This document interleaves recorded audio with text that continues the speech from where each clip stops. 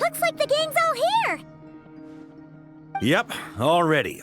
How about you two? Green and good to go? Paimon's ready! Haha, feeling nervous? Don't blame you. We're all a little out of our depth with this one. Okay, so, some time ago, Columbina was ambushed by the Doctor.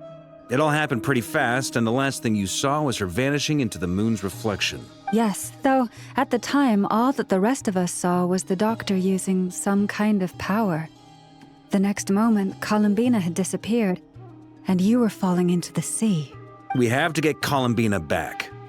And whatever the Doctor's plan is in seizing the Three Moons Authority, we have to stop him before he succeeds. The Frost Moon Scions consider it our duty to rescue the Moon Goddess. I wasn't expecting so many others to come to our aid. So I want you to know that you have our utmost gratitude. Great. Well, first things first. Wait. Someone's here. We heard your footsteps. Although... You've been here for a while now. I take it you followed the Traveler, but I don't sense any ill intent in you. Come on.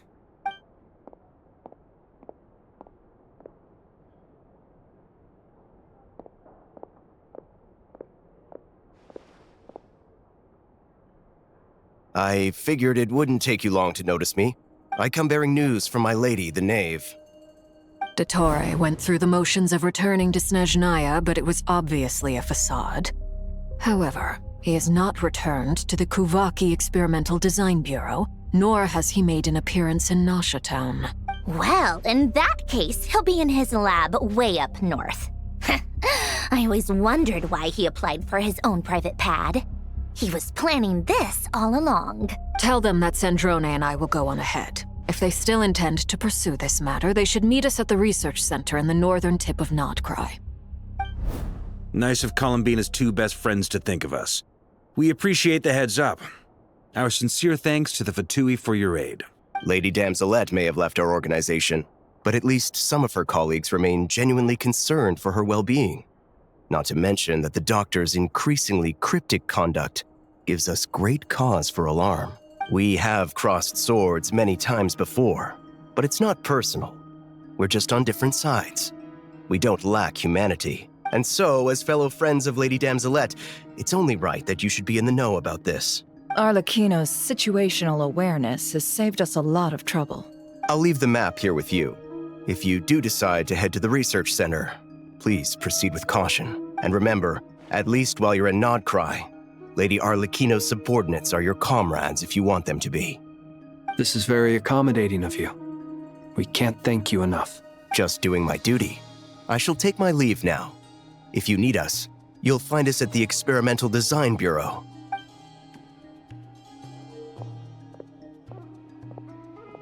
So, the Doctor's left the Experimental Design Bureau and headed to some research center up north. Marionette seems to think he's been planning this for a long time. But when did it start?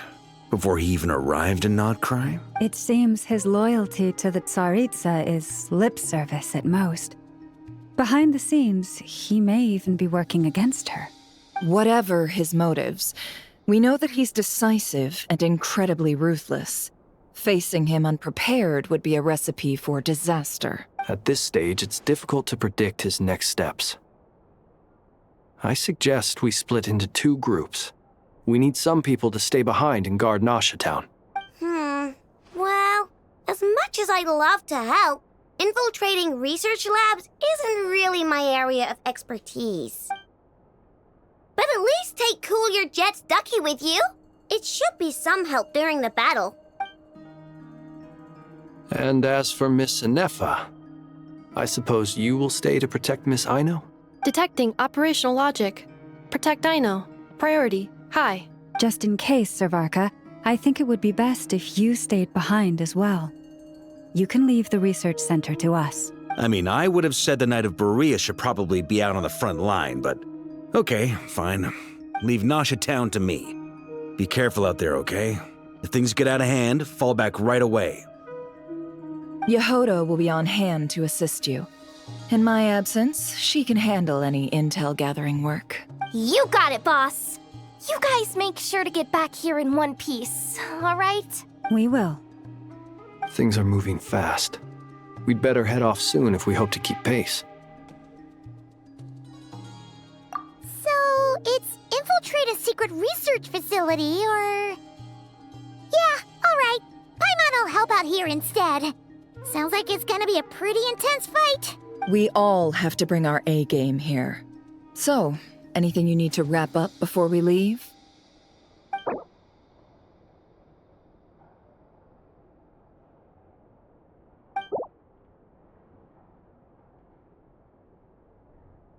Then you'd better get going. Very well. All these broken machines on the ground. Someone got here before us. Could it be Arlecchino and Sandrone?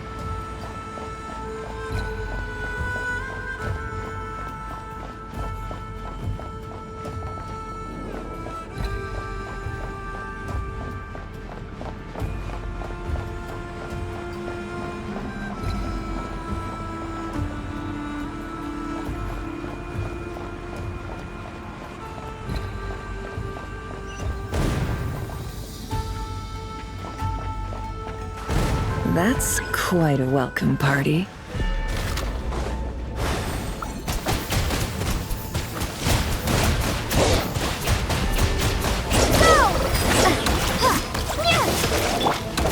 Be silent. The night cometh.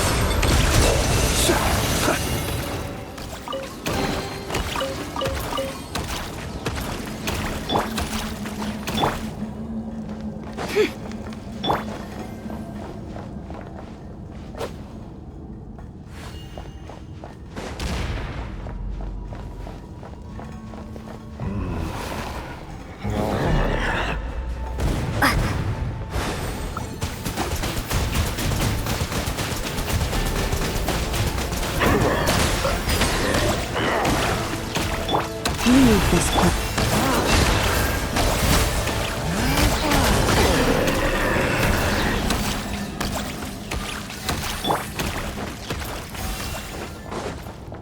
Get back!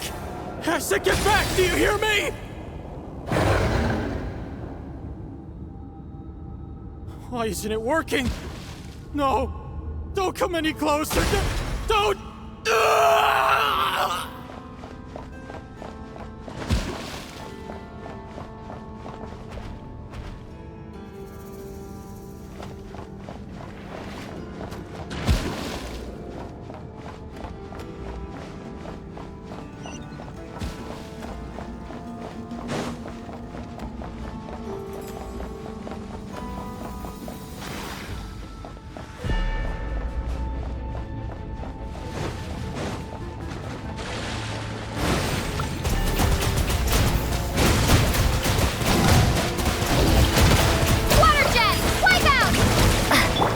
Observe.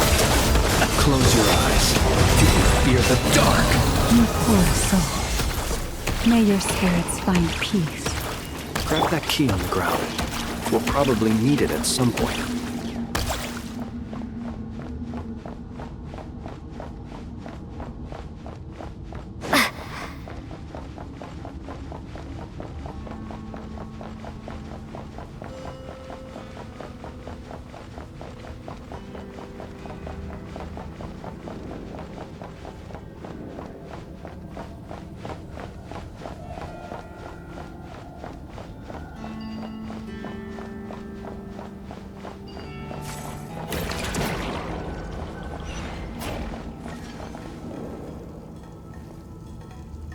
Watch out! There's no way through. Let's go around.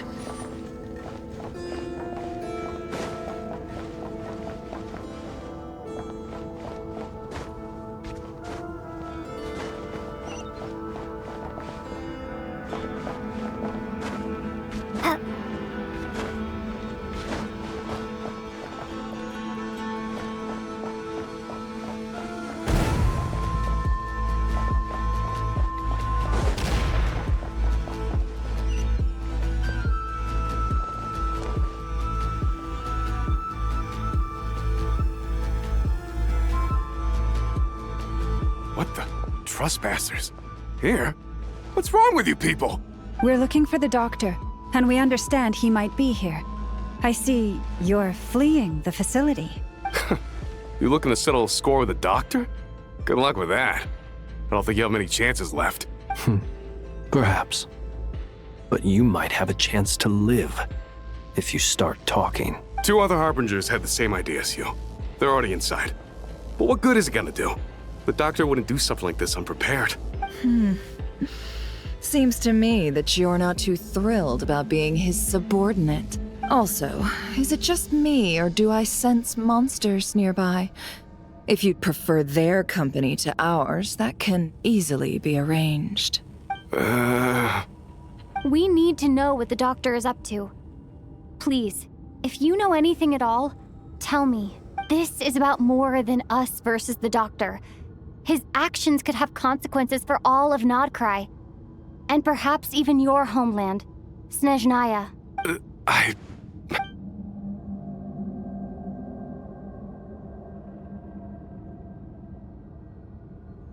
He's building something. Ambitious doesn't even begin to describe it. Feels like this could be the big one. God knows how long he's been planning it. A while back, he told us he'd be returning to Snezhnaya. We weren't expecting him back so soon. This time he brought some gemstones with him, or something. 2 of them. The moon marrow spheres. He stole them from their rightful owner, Columbina. Oh, Lady Damselette? Last I heard, she left the Fatui. Before she went, she told us she'd finished what Her Majesty asked of her, and wished to focus on some personal matters. I remember thinking that leaving us might not be the best choice. I mean, I always looked up to the captain the most, and... Back when this all started, the higher-ups dispatched 3 units to Nod-Krai to execute their plan. They were led by the Doctor, Marionette, and the Damselette, respectively. I was a part of the Damselette's unit to begin with. She never really interacted with us much. In fact, she seemed sort of detached from everything.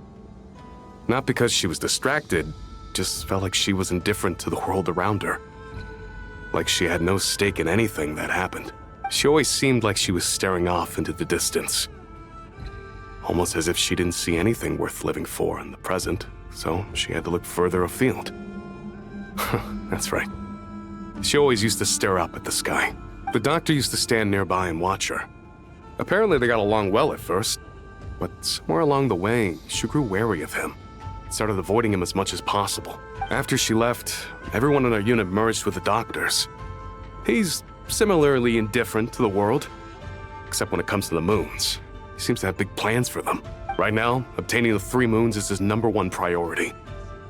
He even said, if he can only get his hands on 2 of them, he'll create a 3rd one himself. How would he create an artificial moon marrow? Maybe the knowledge he gained from the Hyperborean phantoms has something to do with it. Thank you for cooperating. We appreciate the level of detail. I get the sense that you'd serve under Columbina again if you had the chance. Would that be fair? No, she's no longer a Harbinger. As a member of the Fatui, my loyalty will always belong to the Tsaritsa. I'm only telling you all this because I don't completely trust the Doctor. His actions did not align with the goals that first brought us to Nod-Krai. I understand. We'll do everything within our power to stop him. The Knaves unit is based at the Kuvaki Experimental Design Bureau. Maybe you can seek refuge with them. Well, now we know what's going on here. Artificial moon marrow. He's likely well on the way to completing it. Dottore's technological capabilities are far more advanced than I thought. I fear this could get ugly. Everyone, Prepare yourselves.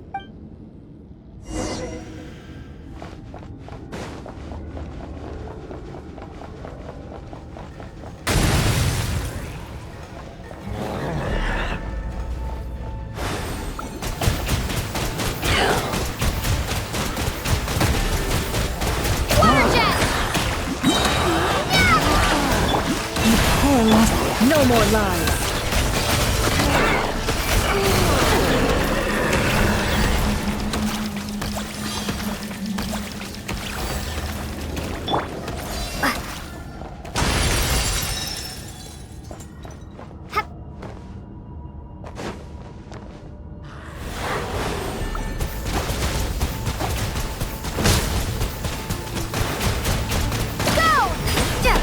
Be silent.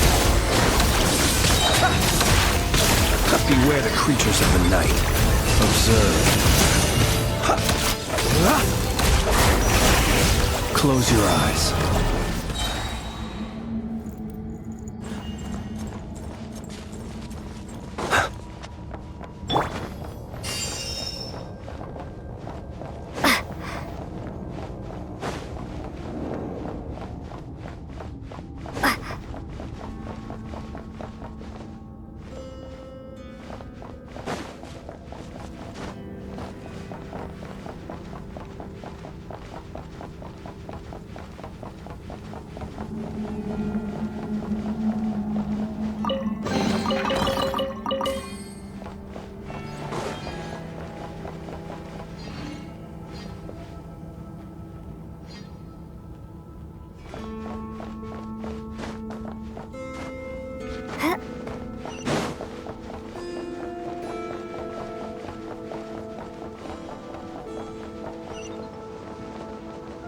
This is not the end.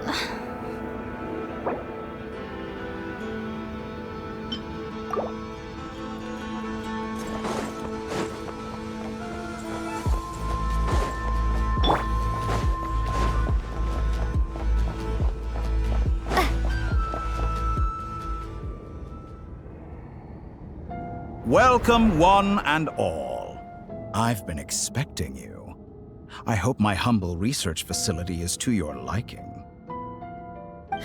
Yeah, we really appreciated fighting our way in through a horde of monsters. The gall! You expect us to believe you've just been patiently waiting for us? Of course I have. Should I be worried about something? Everything seems to be going quite smoothly so far, and you've shown up right on schedule. First Sandrone and Arlecchino, now you. Quite a surfeit of guests I've had today. If you were looking for them, I should probably mention that Arlecchino disappeared as soon as she entered the facility. As for Sandrone, why, she stood right here only moments ago demanding answers from me at the top of her voice. Hardly out of character. She never was one for basic courtesy. But I have to admit, I was a little surprised to see her showing concern for someone besides herself. Does everyone you associate with undergo such a change in temperament? Speaking as a researcher, I have to say, it is not a change for the better. It threatens one's ability to remain objective. Well, since you ask... So you've got your hands on the moon marrow, and now you're claiming godhood. Don't you think that's a bit of a stretch, Dottore? I must protest what you are insinuating with that phrase, claiming godhood. I am not claiming anything. I am stating a fact. You're a researcher. I'm sure you appreciate the distinction between the two. Huh? Wait, you really think you're all that? You'll excuse me if I'm not being a polite little lady for you. We're colleagues. We both know what kind of person you are. By the same token, I knew you'd respond along those lines.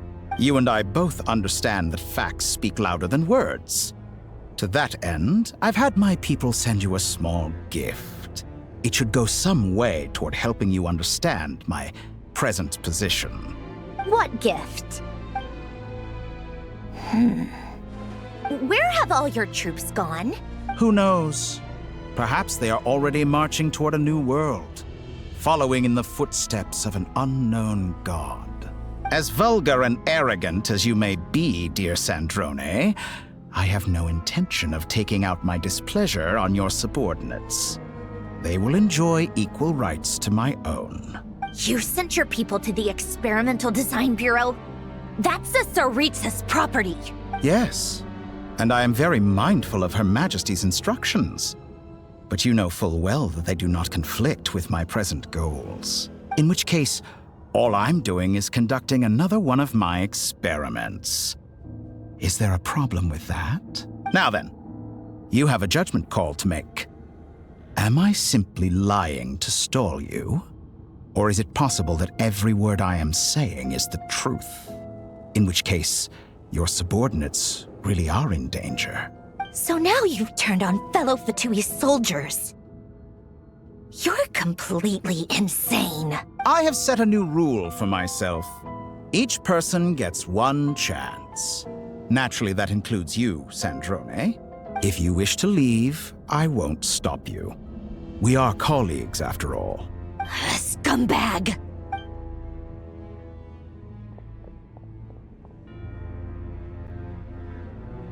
Still, I hadn't counted on Sandrone sparing any thought for the people of this world. Shame. I always found her self-centeredness to be one of her few better qualities. How can she ever hope to achieve greatness when she's so obsessed with protecting her little design bureau? It's more than a little disingenuous to speak of achieving greatness while taking hostages. Or does honor no longer mean anything to you? Honor? I have the marrow of 2 moons in my possession and will soon complete the construction of a 3rd. I will be the god of a new world. And you speak to me of honor? How charmingly naive. Those are sacred relics. You do not deserve them. In my view, many in this world do not deserve to be alive. And yet, I mercifully permit them to go on living, do I not? You'll come to regret your actions. Will I now? Let's see if you can make me.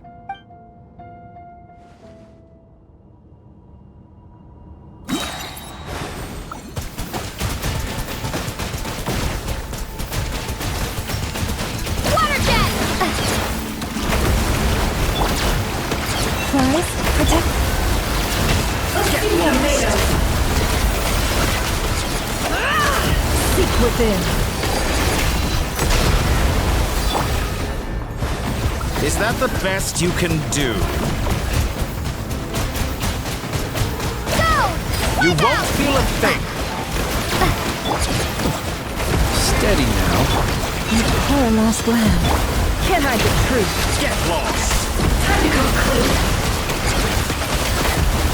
No more lies.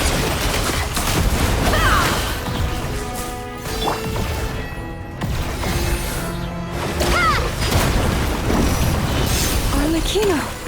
Thanks for the assistance. Arlecchino. They see you as an ally. What a farce. You're clearly here to destroy my research, not me. I'd say your research is more valuable than your life. Am I wrong?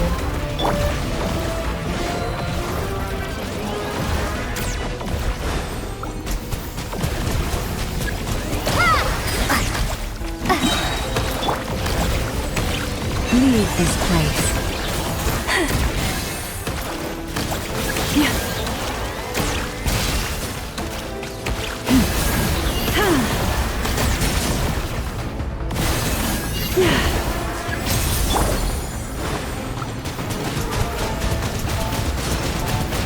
You won't feel a thing! How's this? Forest, protect us for the everlasting.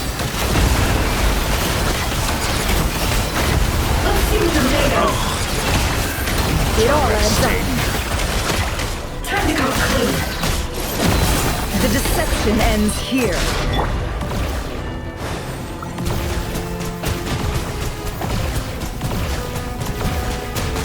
Water jet! Do you fear the dark? your eyes. Do you fear the dark?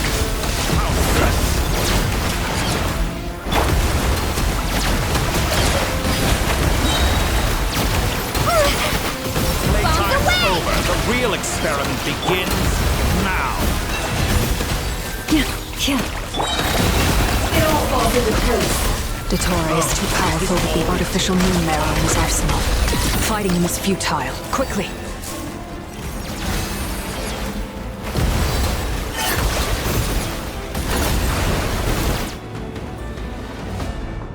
Let's go. I've always thought it is wiser to flee than surrender.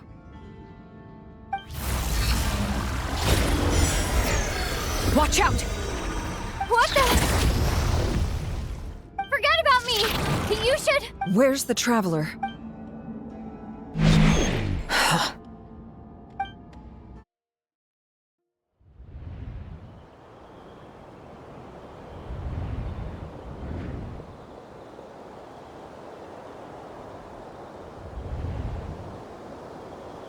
What just happened? Nasha Town? How did I get here? Strange. I remember being trapped by Dottore during the battle, and now, all of a sudden, something weird is going on. I guess I'll start by exploring the area. Huh? Traveler? What brings you here at this hour? Huh? What are you in the mood for today? A hot dog? Or something else? We've got some special discounts at the moment. Want to see the menu? Sorry, I'm not hungry right now. Ah. Well, feel free to take a seat for now. Let me know if you change your mind. Everyone seems to be acting normal. Am I just overthinking?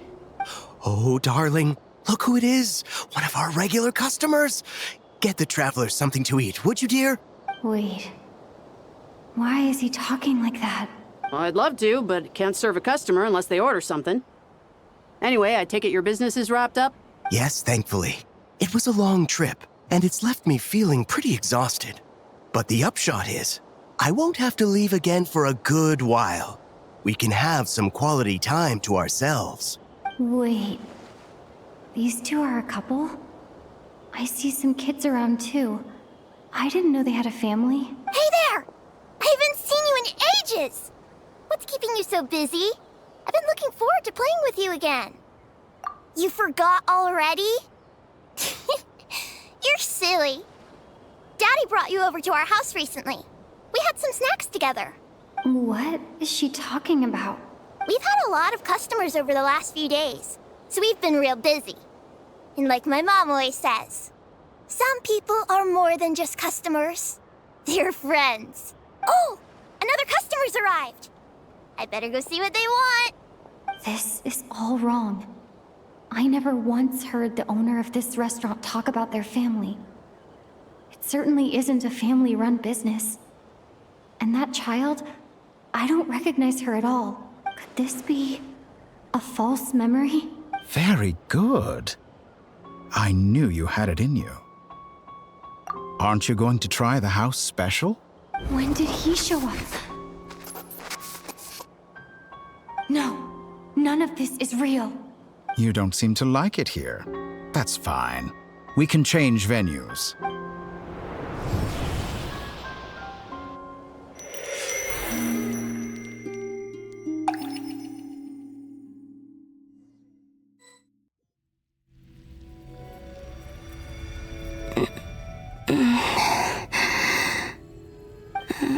I'm still alive. Where is this place? It took all my strength to open the moon gate, and then I leapt into it. So this is the moon's reflection? The mysterious realm beyond the gate?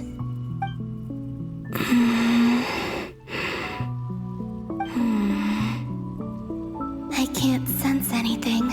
I guess I could try opening the gate once more.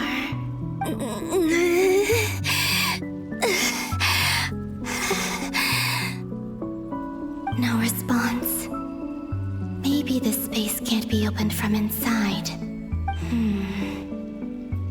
If this was the space face that killed both Revier and his lover, then why am I unscathed? Or... no, I'm not unscathed. Even the air here feels frozen in place. There is nothing here with which I can restore my power. I should conserve my strength and proceed with caution. I don't believe Dotori's scheming will stop just because I escaped. If there is any chance that I can get back to the others, any chance at all, I must return.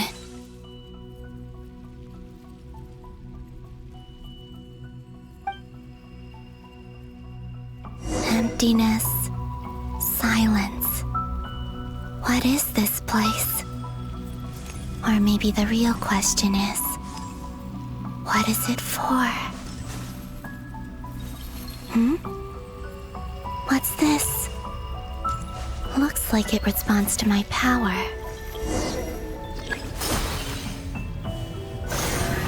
Golden.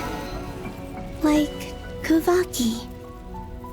Is it some sort of guide? And why does it feel so familiar? I might as well follow it.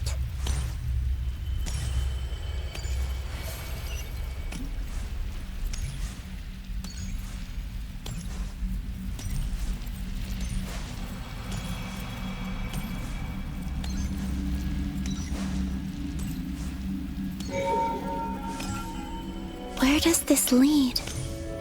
Could it be the exit?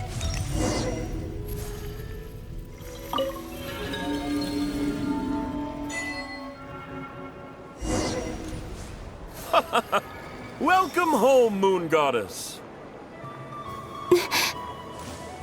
Is this Nasha Town?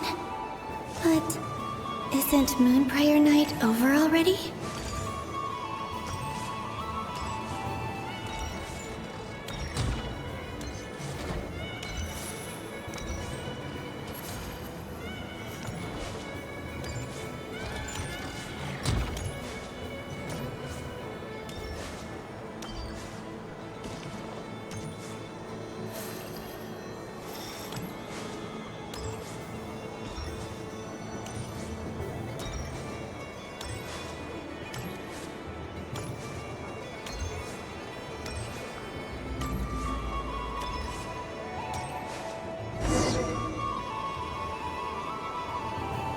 Goodbye for now, Columbina. I hope you have a wonderful night. I will. Everyone else. And... me? Are these... my memories?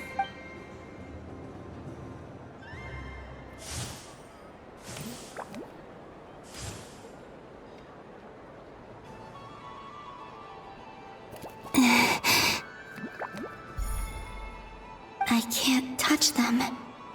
It's as if we're separated by some impenetrable power.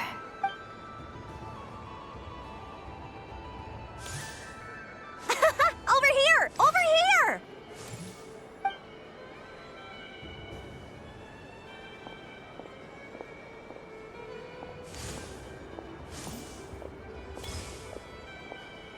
But the people in these memories pass right through me. Just like when I disappeared. If only I had known what would come to pass after that. Even so, I should still take a look around. Just being back here. It gives me the strength to keep going.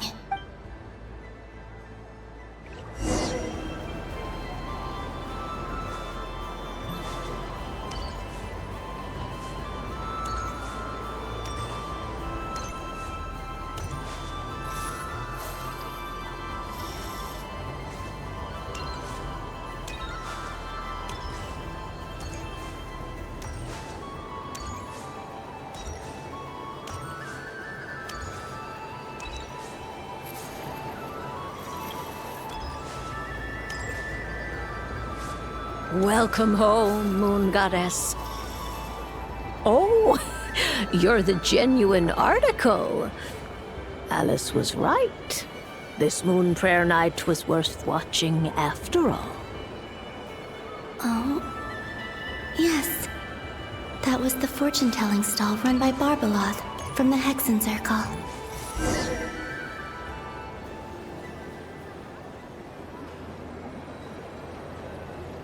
Please, draw the first lunar arcana.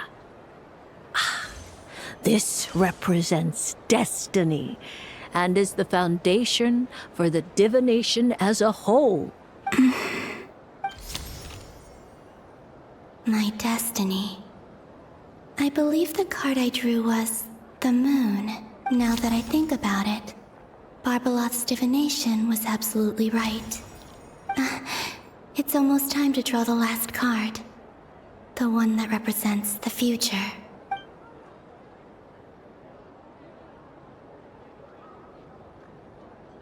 That was the card that popped out on its own.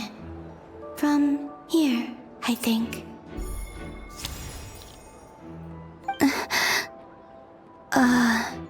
Kuvaki Pulse? What? Fascinating. I've never encountered this before in my role as a diviner. What's going on? Did that card leave the deck? Because of my influence? All I did was try to touch it, and then... Maybe this memory space is not untouchable after all. Are there weak points in the barrier?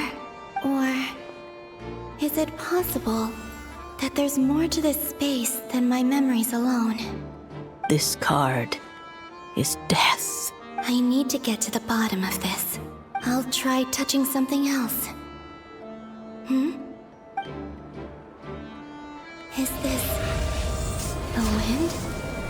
No, it's gravity.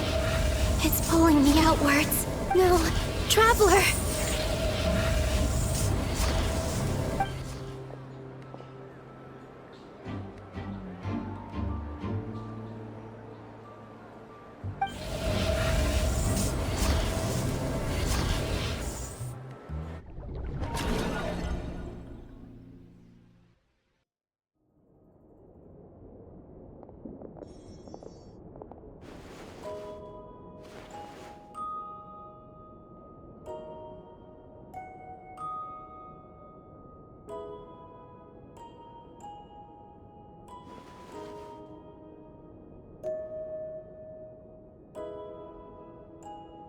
Hyman, listen to me.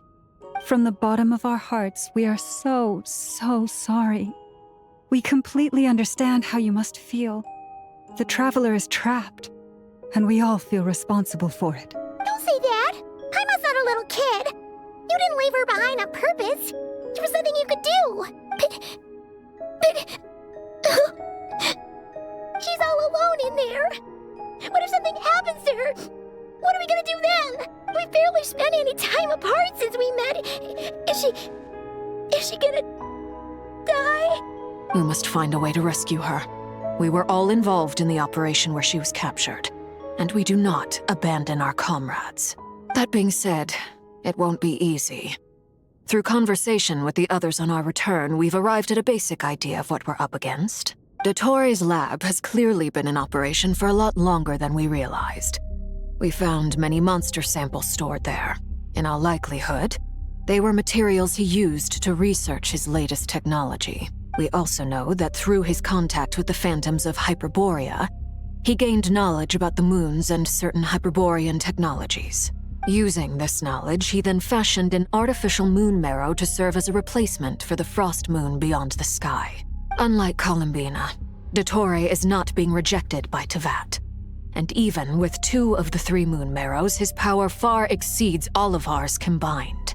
Once his 3rd moon marrow is complete, Dottore will have completely seized the authority of the 3 moons. Teyvat's most primordial powers will then be in his grasp. Does that mean... I'm afraid so. No one could have predicted this level of insanity. Not even from Dottore. And unfortunately, his insanity is coupled with an intellect and ambition that not even his peers in the Fatui can match. This is dire. Sounds like the world is done for. The 3 moons' authority can influence the very fabric of time and space. I dare not imagine what a monster like him would do with that kind of power. The trouble's already begun, I'm afraid. On our way back, we discovered that part of Nod-Krai is being enveloped by an unknown energy. We cannot ascertain what is happening inside. I'm convinced this is Dottore doing. Not that there's any way to prove it. The issue is, we have no idea what his intentions are. The only thing more frustrating than facing down evil is knowing that it will surely come, but not knowing when. The doctor is guilty of numerous crimes at Mondstadt as well. One of our knights, well, former knights. His father was murdered by Dottore. His ideology and methodology are a danger to everything in his path, from individuals to entire nations. He does not feel guilt, even when he acts against his own people. He doesn't see them as his own people, that's why. People like him see everyone else as beneath them. Right. He views other people only in terms of how they can benefit him.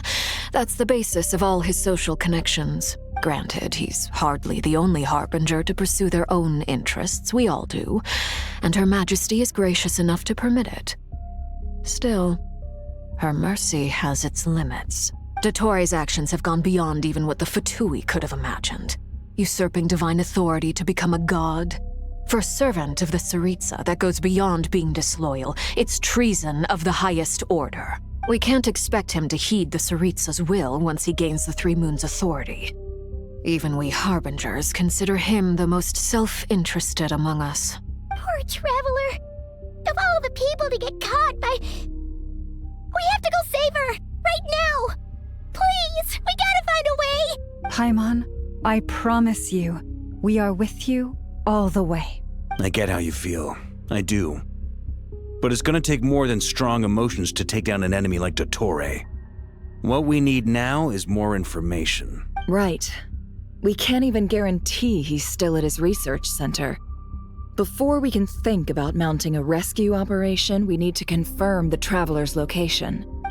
I'll find a way. Paimon knows, but... She's so scared. If anything happens to the Traveler, she might be the strongest person Paimon knows, but she's still human. She feels pain and bleeds just like anyone else. Then think things through before you stick your neck out. Unless you want to lose your head. Sandrone. Miss Sandrone, you're okay? Put the stuff over there, and be gentle with it. Am I okay? As you can see, I've had to move my whole livelihood out of the Experimental Design Bureau. It's been swallowed up by Dottore's energy field. If I'd left it any longer, I probably would have gotten stuck there. Ugh, Dottore always goes a little loco when he finds a shiny new toy. Not that he'd ever admit that. But this time, he's gone full psycho. Just go ahead and cry already. Sorry. Paimon's not trying to make it scene. It's just... She can't. Oh, Paimon. Let it all out. There's no shame in it. When you're overwhelmed by fear and despair, crying can help get it out of your system. You'll feel better for it. Okay then, while the baby of the group is having a moment, how about the grown-ups get to work? Give me your hand. You've made a discovery? Polonia, scan. You, hand, now. Oh, I thought you'd never ask, my lady. Curses! You're next! Then you. Dottore, you son of a... He's done something to us! Everyone who entered his research center has been implanted with some sort of curse. I don't feel anything unusual at the moment. Does that mean it hasn't activated yet? Is there a way to figure out its purpose and what might trigger it? My best guess is Dottore created it using the Moon Goddess's powers. 1 second, analyzing. Ugh! That friggin' maniac! So, what twisted game is he playing this time? The moment I analyzed the energy composition, some encrypted text appeared in my mind's eye. And when I deciphered it according to the Fatui standard encryption protocol, I got the following message. Feel free to run, or you will perish in Nod-Krai. He's mocking us. Yup, he loves to toy with people. Only in this case, there might be more to it. But I didn't detect any murderous intent or malice either in the message or the curse's energy. As if this is him at his least malicious. Or perhaps all people are cowards in his eyes. Maybe he thinks the threat alone will be effective. What a despicable person. And he has the Traveler in his grasp. If I may. As unhinged as Dottore may be, he has always exercised great patience with the objects of his interest. I remember a comment he made when we first arrived in Nod-Krai. He said, "This world is, on the whole, an exceedingly dull place. But at least there are a few intriguing features, such as the gods, or the Traveler. Presumably, they interest him because they're unknown quantities. He wants to understand as much as he can about them." Agreed. The Traveler is Tevat's fourth descender. All Harbingers are aware of this. Since Dottore took such pains to capture the Traveler, he is unlikely to kill her right away.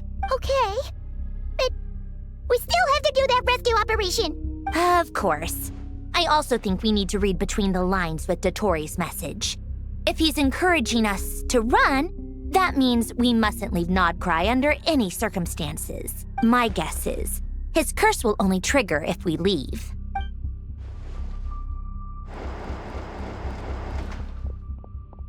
We've discovered multiple energy fields. Albedo is still attempting to analyze their structure. He told me to report back first. Each field is slowly growing, swallowing up more of the surrounding area in the process. And the pace of their expansion has increased since we first examined them. He's probably trying to swallow Nod-Krai whole. His nefarious ambition knows no bounds.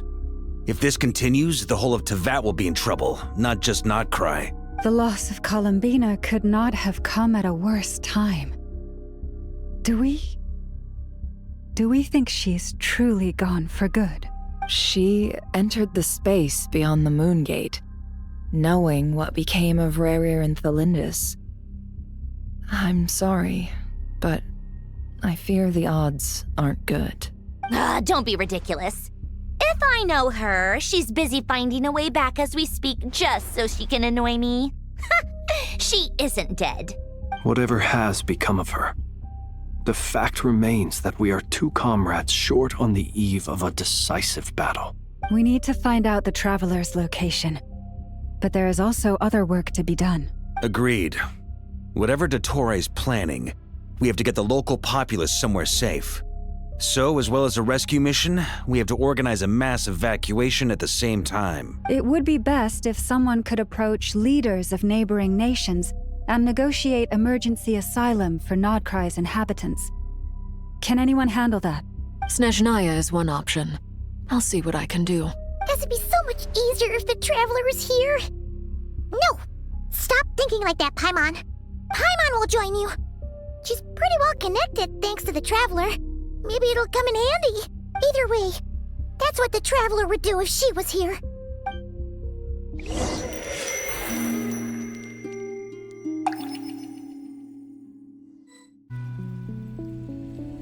Back here again. That gravitational force that pulled me back. Is this where it came from? When I saw that memory of Moon Prayer Night, I think I influenced reality. Was it just a coincidence? Or, if only I could have sent the others some kind of warning on Moon Prayer Night. Maybe we could have stopped Dottore. I feel so heavy. Does entering that space consume a lot of energy? Well, even so, I have to keep moving forward. Back to emptiness and silence again. I should try and find my way back inside that memory.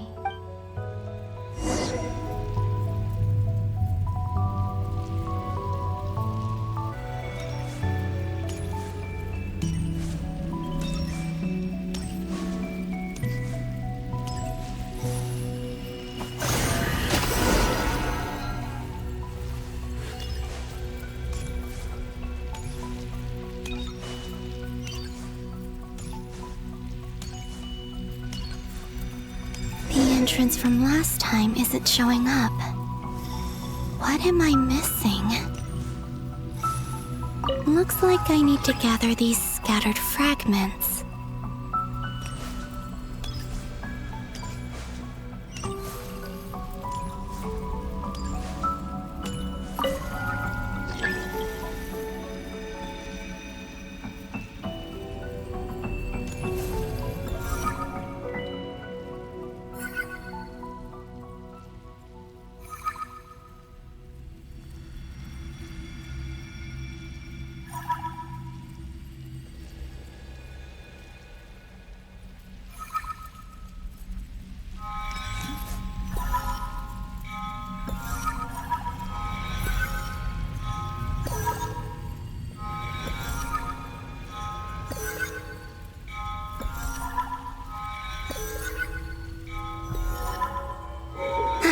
It worked! Hopefully I can stay inside for a bit longer this time.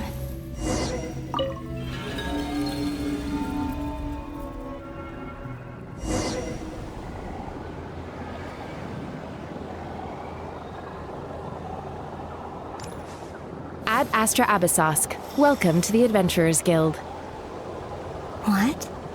This doesn't look like Moon Prayer Night. Extra, extra! Latest issue of the Nasha Express! I don't think I've ever been here. Maybe this space isn't comprised of my memories after all. There aren't any festive decorations around. Is this Nasha Town after Moon Prayer Night ended? Did Dottoro's plan not affect the town? Or is no one aware of what happened because he used the Three Moons' authority? Let me see if I can influence anyone else. So, what do we do next? Wait, that voice. Paimon? The most important thing right now is to find that mage. Lauma the Traveler and Mr. Varga are here too. I'd better go pay the Fatui a visit. Traveler!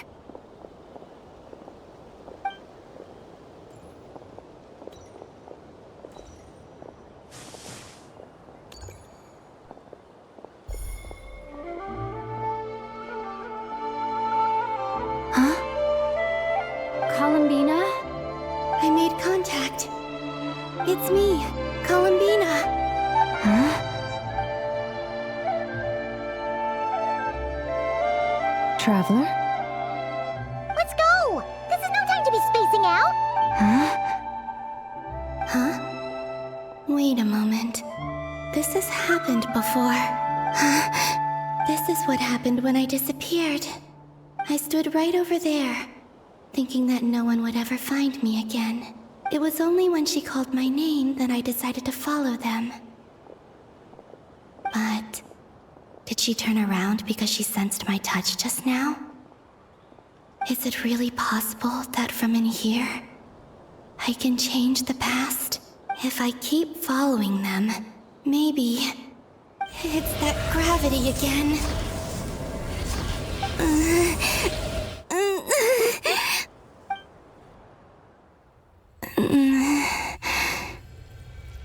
Every time I influence reality within that space, this force intervenes and pulls me back. It's as if it's trying to stop me from leaving. I'm getting weaker and weaker. I'll just have to try another approach next time. Come on, Columbina. Keep going. You have to tell everyone what happened.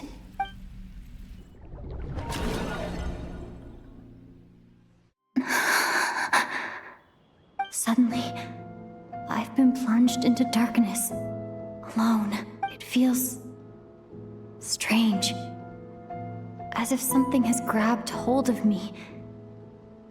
Is Dottore now powerful enough to interfere with space itself? Look at you, standing so still in total silence. I almost didn't recognize you. Hello there, traveler. He seems to be in a good mood. Wait, what's that behind him? Ah, so you noticed. This is the completed Trilune. 2 primordial moon marrows and 1 artificial specimen. You are wary of it. Good. Maintain that reverence. You performed well in that recent battle. Brave and reckless as always. Courage is the sign of a true hero. And impulsiveness is the hallmark of those who strive to advance. I say this not to belittle you. Most creatures are far more timid by comparison. 3 moon marrows. Does that mean the artificial one is now complete too? Well spotted. What do you think? For a replica I built myself, I dare say it looks the part. Dottore, are you planting illusions in my mind? I have no interest in fooling your eyes.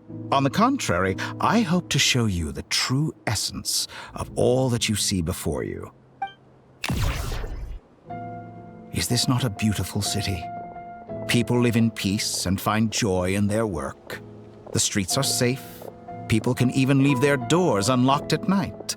You might say it is the Elysium everyone dreams of. All available data indicates your values and worldview conform with the mainstream. This kind of society should be quite to your taste. False beauty is deceitful. Lies are to no one's taste. I wonder, is it your moral standards that are too high? Or your expectations of reality? Answer me this. If someone existed in a sweet dream from the moment they were born, a dream in which they never once felt pain, which do you think they would consider superior? The dream or the reality? That's pure sophistry. It has nothing to do with your actions. As I suspected. You have yet to understand all of this for what it really is. What do you want from me? You sound impatient. Do you think the only reason I'm keeping you is because I want something from you? If it's not, then why haven't you killed me yet? No one can stop you if you're as powerful as a god. I'm delighted you recognize that fact. I believe we last squared off in Sumeru. Ah, the memories. How time flies. You and I have both grown. I'm not surprised that Arlecchino and Sandrone worked with you. You've always a way of slowly but surely ingratiating yourself with all levels of society. People laud you as a hero, but I suspect there's more to it than that. Oh, but to be clear, I don't say that to flatter you. Do you always give your opponent an appraisal before you deal the final blow? Call it a long-time habit. I'm a researcher, and one of my duties is to give an objective assessment of my subjects. But you misunderstand. We are not opponents. Not at this moment. I just want to talk. Think back to Tartaglia, Arlecchino, Capitano, Columbina, and now even Sandrone.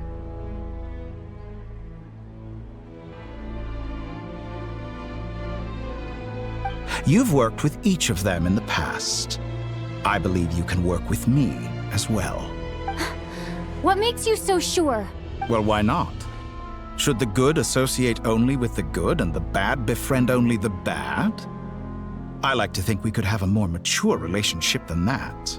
Surely you don't think all your relationships are grounded in friendship or shared ideals. People come together because it benefits them to do so. If you think of the people you admire, you must surely admit that they have provided some benefit to you. Morality, ambition, dreams. People have plenty of words to embellish the nature of their relationships. But once you break free from those ethical frameworks, you will see that the only thing connecting the two of you is mutual benefit. And that is what I'd like to talk to you about. We're finally getting into it. He's probably been planning to kidnap me for a long time now. But for what exactly? He has the authority of all 3 moons. I won't be able to gain the upper hand in a fight. Best if I pretend that I'm willing to negotiate for now. You say you're a god, but you also speak of mutual benefit. What could a god want that the 3 moons cannot provide? Excellent question. But before I answer, I would ask you the same thing. Gaining Columbina's allegiance was a rare and extraordinary feat. But the Moon Marrows are now in my hands, and I have the edge over her. For this artificial moon is not being rejected by Teyvat. Her identity and lineage may have been a thing of glory in the old world, but they were also shackles that prevented her from ever integrating into Teyvat. I, on the other hand, you may view me as a thief, but I have overcome that limitation. So what is it that the Three Moons cannot grant you? What stops you from negotiating with me to get what you want? I don't make deals with lying psychopaths. That's quite an accusation. Are you expecting me to get angry with you? Well, this is one aspect in which my personal growth has served me well. In the past, my less mature self might have been disappointed, perhaps even angry, over a small setback like this. Like when you and Lesser Lord Kusanali joined forces to oppose me, for example. But things are different now. Just as the rich do not quibble with the poor, I no longer find myself perturbed by these trivial affairs. Human relationships end with conflicts of emotions and interests.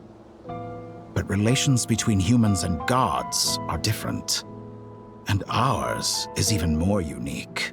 I have ascended to the highest heights and laid claim to unprecedented horizons. And you were no ordinary person to begin with.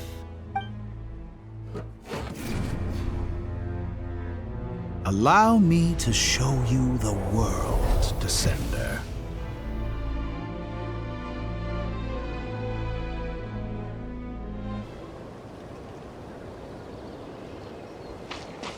To stand, walk, jump, sit, and lie down.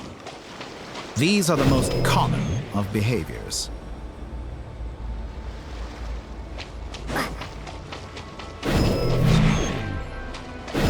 Have you ever wondered why we were born following such laws?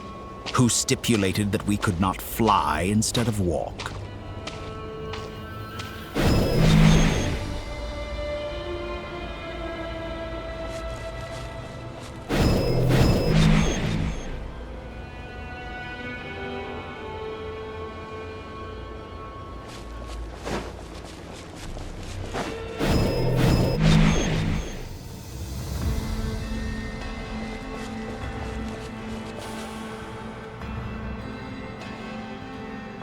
Someone of your talent and experience must surely know of the four great rulers who serve the heavenly principles. They govern life, death, time, and space. One wounded by a blade will die from blood loss or infection, and one who falls into a lake will drown in agony. The elderly wallow in solitude, and the solitary age faster. Eventually, new life is born, only to embark on the same path of suffering. These four divisions anchor the world and shackle those who live in it. But they themselves transcend its boundaries, squandering the power bestowed by the heavens.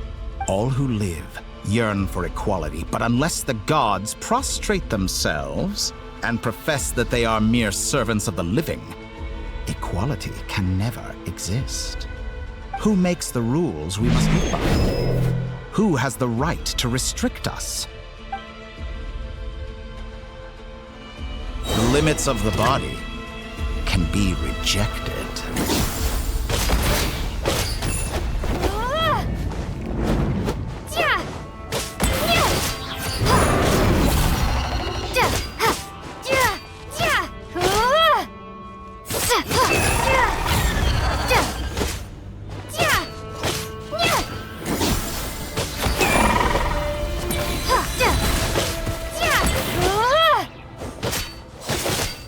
How does it feel to be among those with absolute power?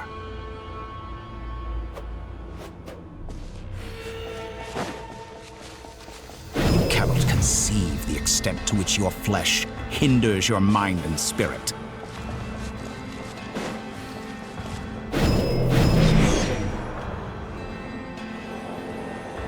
Only by discarding our useless, primitive eyes can we perceive a new world. How narrow-minded we all were in the past. Why should the final answer of the world not be the power that predates those of life, death, time, and space? The power of the Trilune. Through it, I have glimpsed new experimental possibilities. Nature suppressed, authority exiled, souls controlled.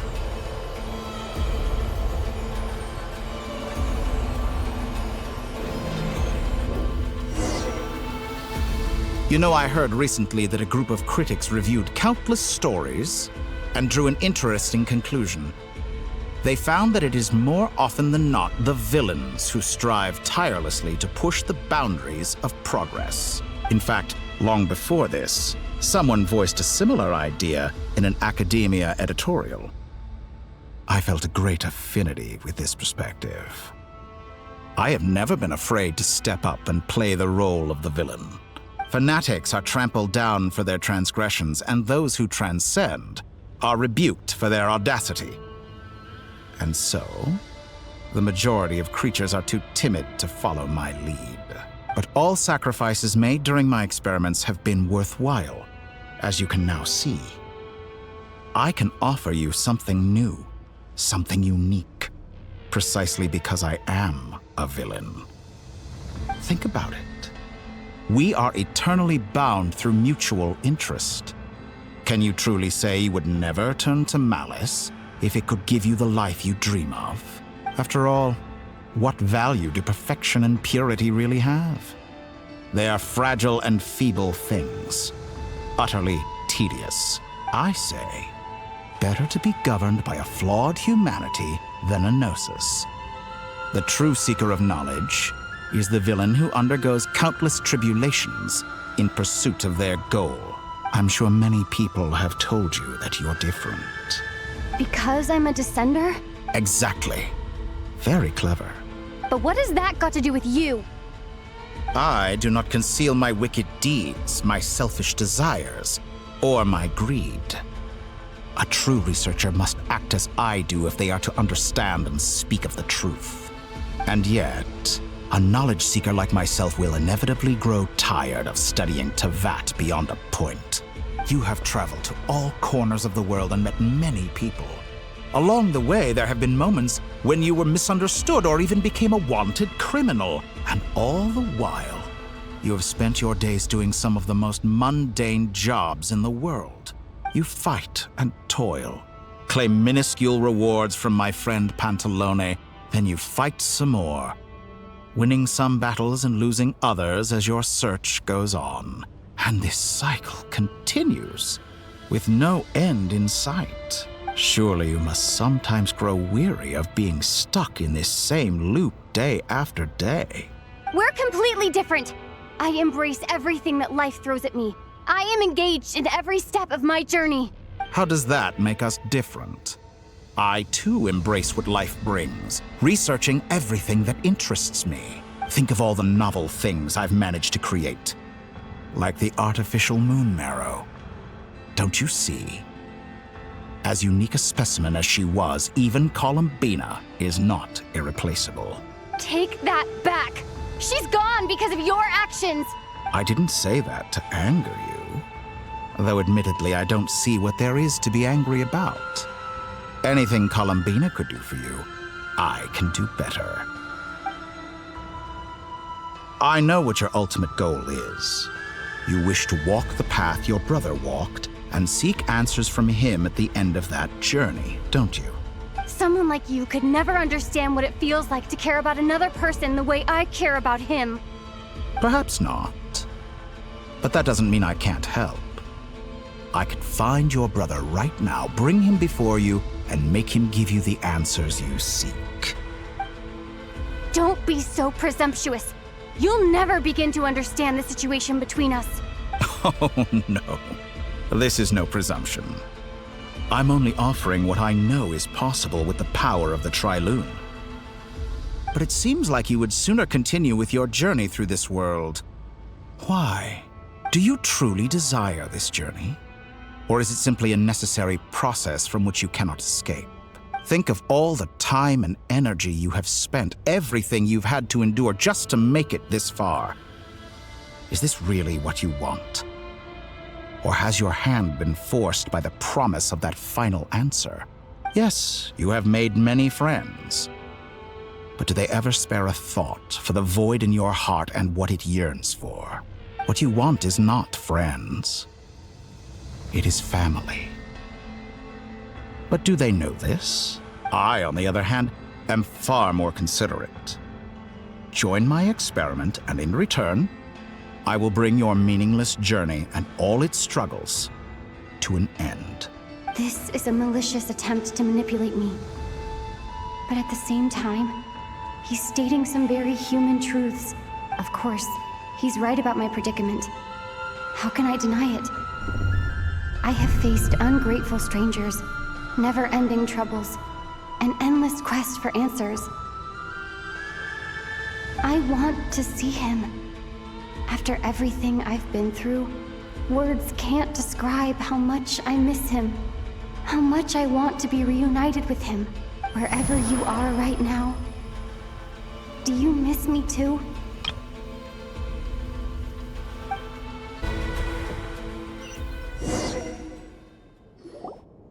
All right, everyone. Our next mission is clear. We need to contact all the major organizations, explain the situation to the public, and then begin the evacuation. The residents of Nod-Krai are quite dispersed. The two most populated areas are the Southern Isles and Pyramida. Miss Lauma, I will leave Hisi Island and Nasha Town in your hands. I will liaise with the Fatui and Pyramida. Agreed. We will reach out to Natlan and Snezhnaya. Anyone found north of the Experimental Design Bureau should follow the Fatui to Snezhnaya. As for those dwelling south of that line, I will ask the Voynich Guild to help persuade them to leave. Then I, Mr. Varka, and the Frostmoon Scions will escort them to Natlan. The Voynich Guild has dealings with the Curatorium of Secrets. I will send them a letter vouching for your credibility. Yehoda, you should help Lauma. This is too big of a task for one person. My wish has come true. You're willingly lending me your most capable employee for the day. Well, good for you if all this only takes a day. Of course, if it takes any longer, I'll be charging a fee. Boss, wait! Don't I get a say in this? Oh, I'm sorry. Something to add, Yehoda? Well, no one's more important to me than you, boss. And remember how Lauma healed your eyes after that big battle? I think that's worth at least 2 or 3 days' work for the Frostmoon Scions. Are you completely incapable of acting in your own self-interest? Or do you simply devalue your own labor? Are you sure you don't want to come with us? Who will see to our other work if we're all busy evacuating residents? Sandrone insists that Columbina is still alive, and we have a traveler to rescue. There's much to be done. But boss, I'm just worried that... Well, Nefer, I'll link up with you once my tasks are complete. What makes you think I'd need you to do that? I'll need it. And considering the way you approach certain matters, I think you'll be better off with me present. That's quite enough. Just focus on your work first. I bet we're in for an uphill battle here. But we can help out too. Inefa and I are gonna help Nasha Town's residents carry their stuff. Loading schedule. Store essential local research data and technology samples, then escort the people to Natlan. Understood. I will execute this to the best of my abilities. Great stuff. Thank you, ladies. I've contacted the Lightkeepers. A colleague of mine will join us shortly. I will persuade them to conduct a thorough search of the region to ensure that no civilians get left behind. As for me, I guess I'll be making an early return to Sumeru. I think it's important that someone informs the Dendro Archon of what's going on in Nod-Krai. Roger that. Someone should inform Mondstadt, too. Mr. Duran, can I trust you to handle that? I think you fly faster than any of us can run. As an added incentive, get there fast enough and I'll see about getting your gliding exam waived. Really? Ha! Mission accepted, sir. I intend to stay behind and help Miss Androne with her research. She has some alchemy-related questions that she'd like me to explore. She recognizes your expertise, then. I wish you a fruitful collaboration. Thank you. In truth, I was surprised to hear her express an interest in subject matter outside of machines. I believe she has been investigating some Fontanian technology recently. She made a point of bringing the relevant materials with her when she left the Experimental Design Bureau. She's sorting through everything in her room as we speak. I should mention that we have one other friend who isn't present. He hasn't made his position in all of this clear. But if we know anything about him, he's likely investigating on his own. Paimon's been very quiet today. But I know how close she and the Traveler are with the Natlanese. She should come with us to the border. Okay. Paimon will do her best. Make sure to heed Sandrone's warning. Many of us have been cursed by Dottore. As such, under no circumstances should anyone cross national borders. Remain within Nod-Krai. That aside, personally, I have faith in Columbina. Things look grim, sure, but who knows how it'll play out. Same goes for rescuing the Traveler. Both of them are important allies and friends. We'll be counting on you to gather intel on them, Miss Nefer.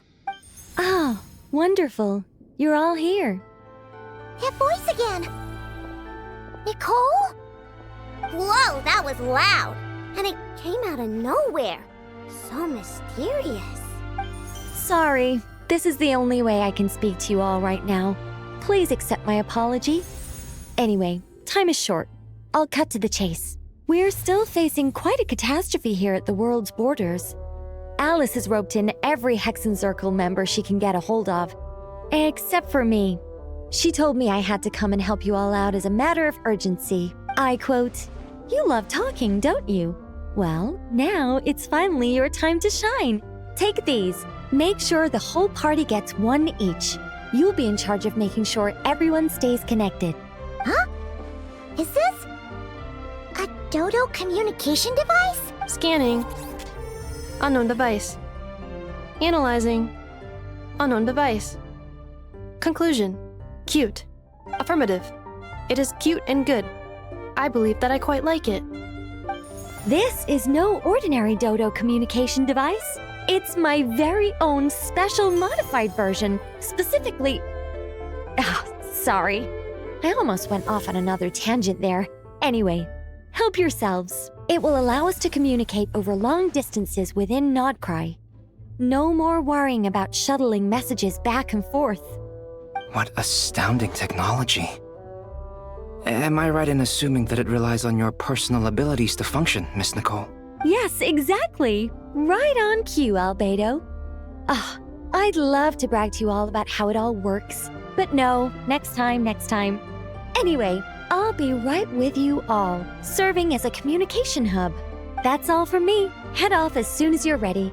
I'll be staying here to keep watch, and I'll be sending you my blessings.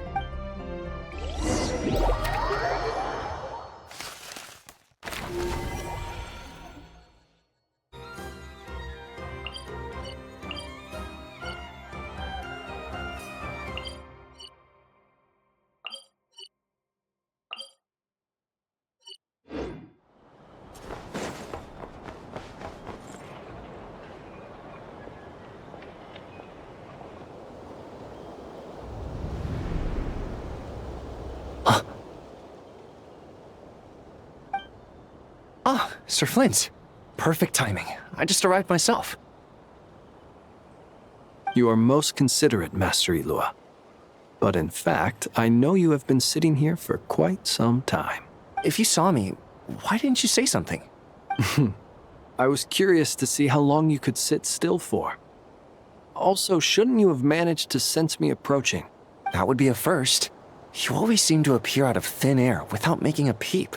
Also, how many times do I have to tell you not to address me as master?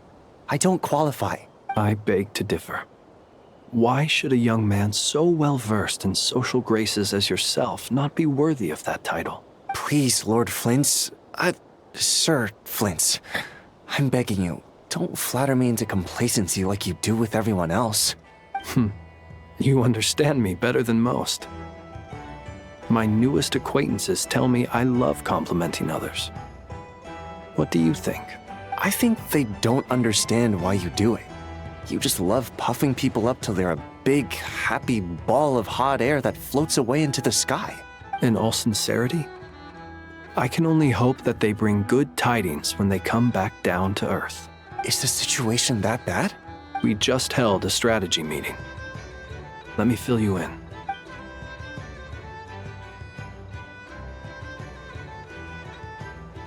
In short, we need everyone gone from Pyramida.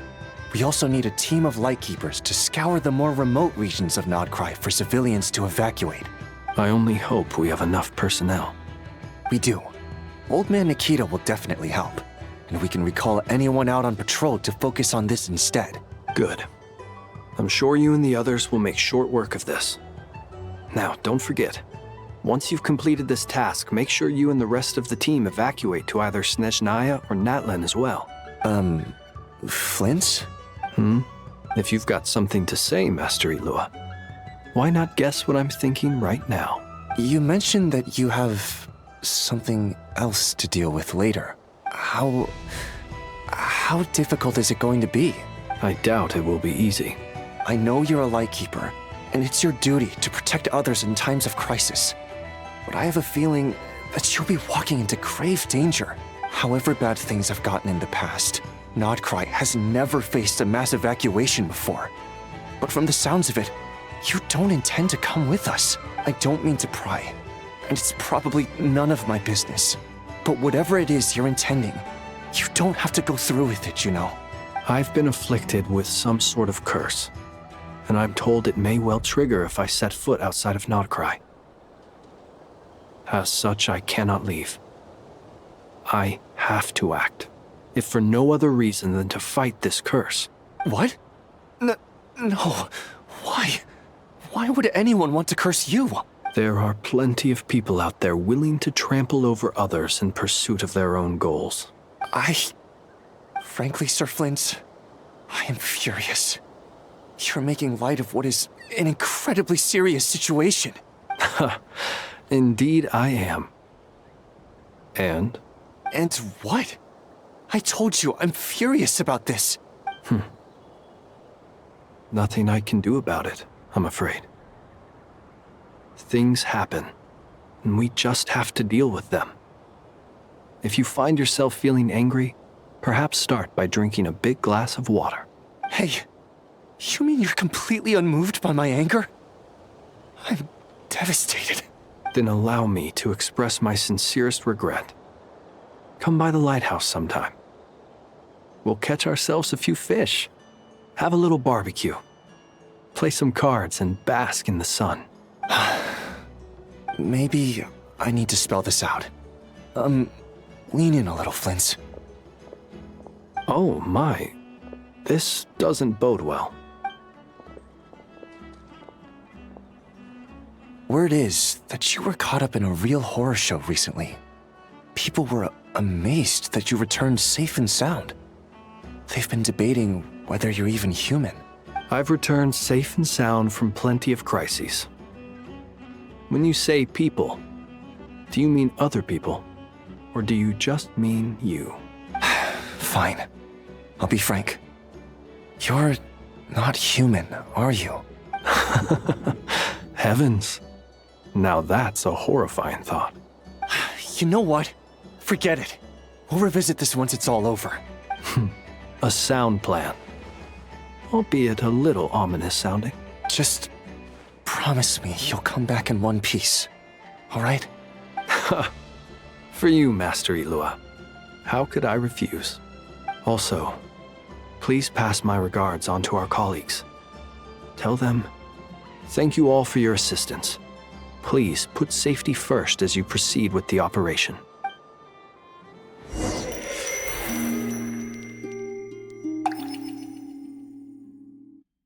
I have to keep searching for a path toward reality.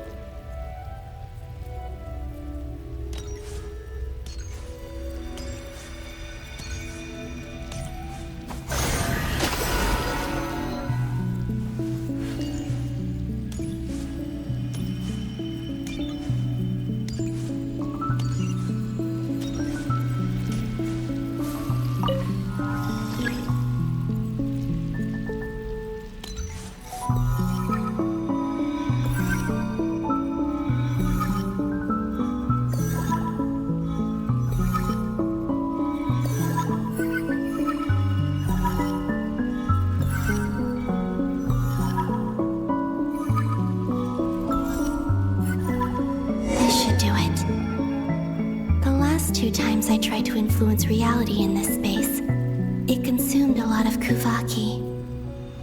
I'll try and be more careful this time. I need to leave key clues behind using less power.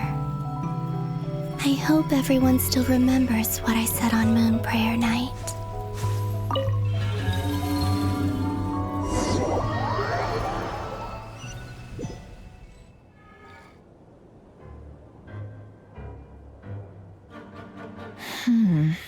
Nothing here either.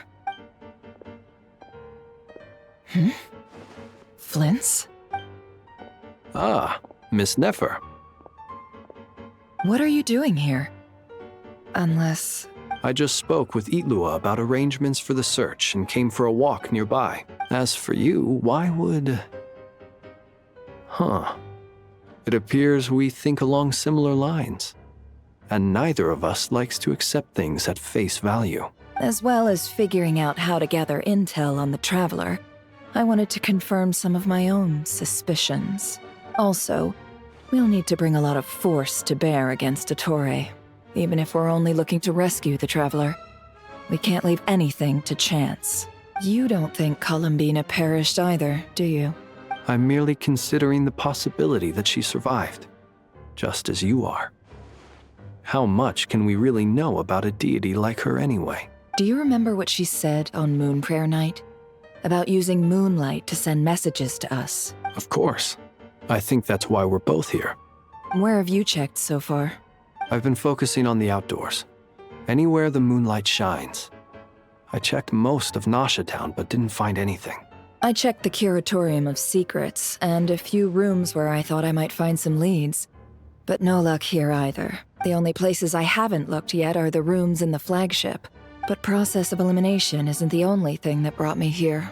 Oh, really? What's your other reason? After all that build-up, our mystery ally never showed up even once! Huh? Am I imagining things?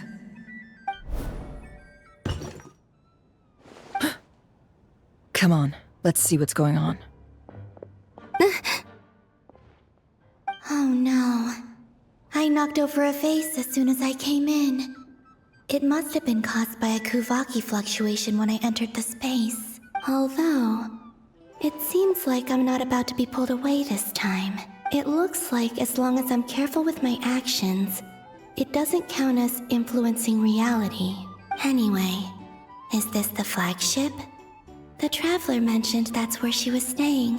I only went into the lobby last time, so I've never actually been here before. How does this space work?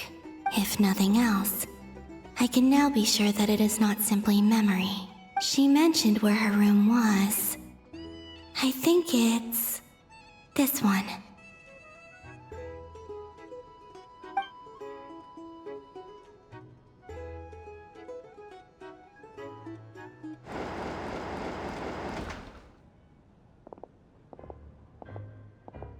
The door is closed. But if this is anything like when I disappeared, then maybe...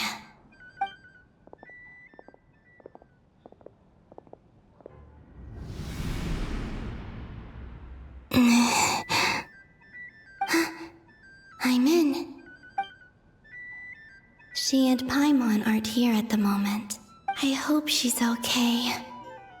I wonder what happened to her after that battle with Dottore. Best not to dwell on that for now. I need to try and leave them some clues. Please, Traveler. I really hope you find this.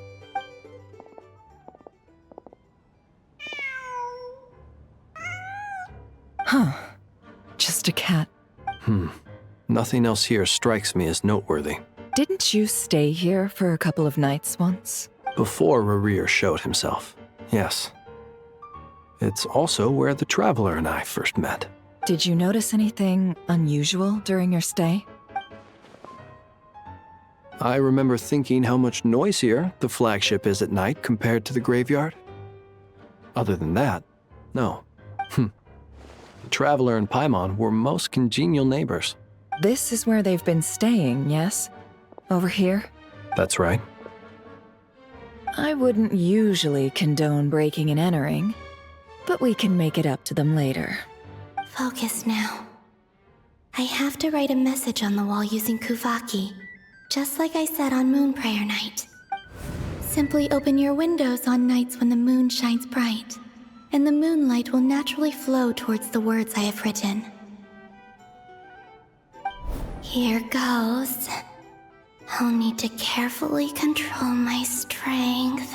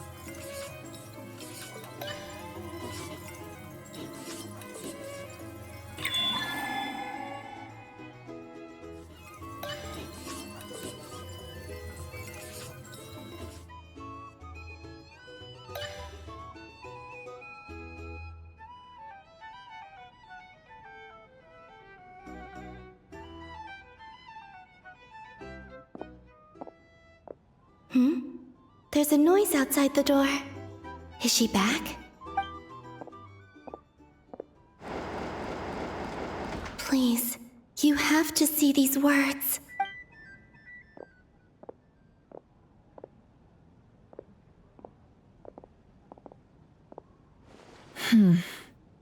Well, do you sense anything? Unfortunately, no. And this place was our last chance. Not necessarily. We've only looked in Nasha Town so far. Miss Columbina said she would leave messages at her friends' dwellings.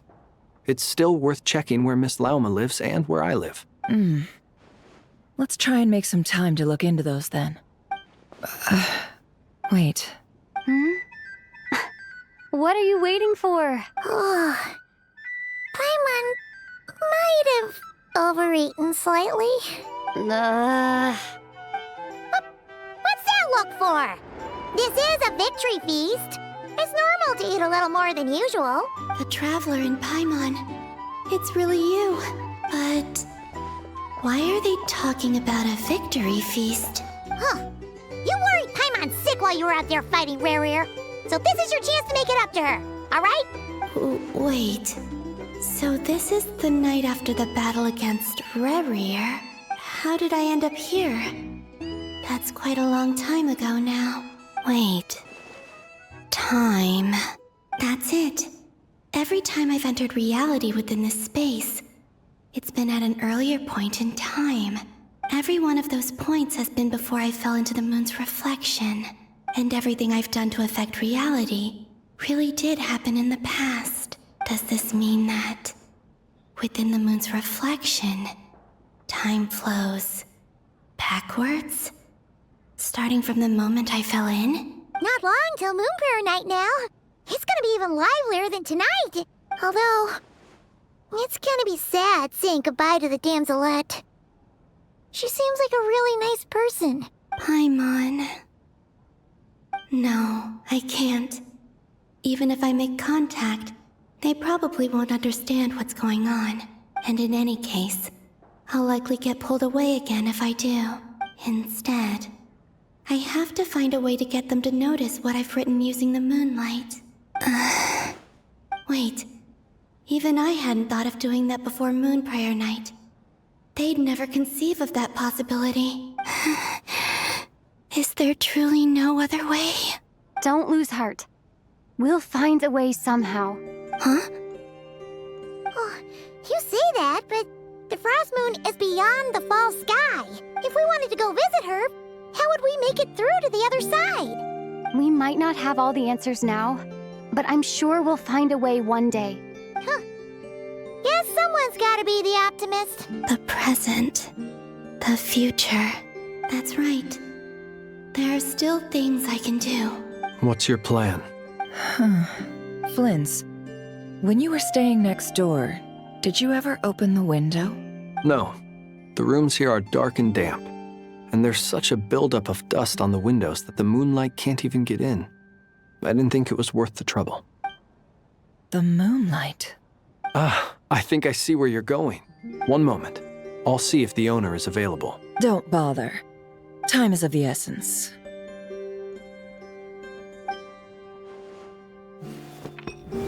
Time. Even if no one sees what I've written at this moment, maybe someone will remember what I said after Moon Prayer Night. I need to write down as much information as I can. And maybe one day... Huh? What's up with you? You can't even hold your cup steady. Are you getting tired? A little. Well, you should probably hit the hay then. You've had a really tough couple of days for you.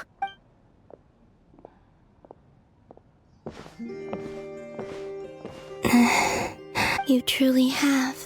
You helped defeat Rerir, helped me reclaim my name, and you helped the others organize Moon Prayer Night. Wherever you are right now, I'm sure you're still fighting against the injustices of fate. This is all I can leave for them. How I wish I could stay here, but it's time for me to go. I hope to see you again in the next time, and if the opportunity presents itself. I will surely return to your side. Huh. Columbina. She's alive. Not only that, but she's left us an entire wall's worth of clues. She even wrote down what would happen on Moon Prayer Night. It's just a shame we found it too late. I am here. Time in this place flows backwards. I am constantly moving forward. It sounds like she's found a way to influence the past using Kuvaki, but her future is our past.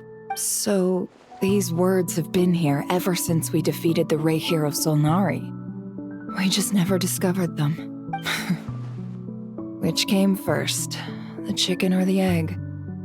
Do you ever mull over questions like that? Only when I'm in a good mood, and at leisure. Well, I never do. Everything that has happened already belongs to the realm of fact. As a business person, and especially an intel broker, what I do is extrapolate from those facts to try and read the future. An admirable philosophy.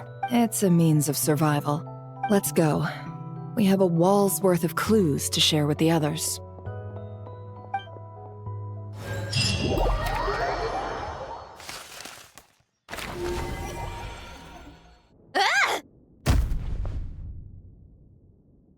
It appears that the doctor's energy signature has changed to something similar to Kuvaki, but not like the Kuvaki we're used to.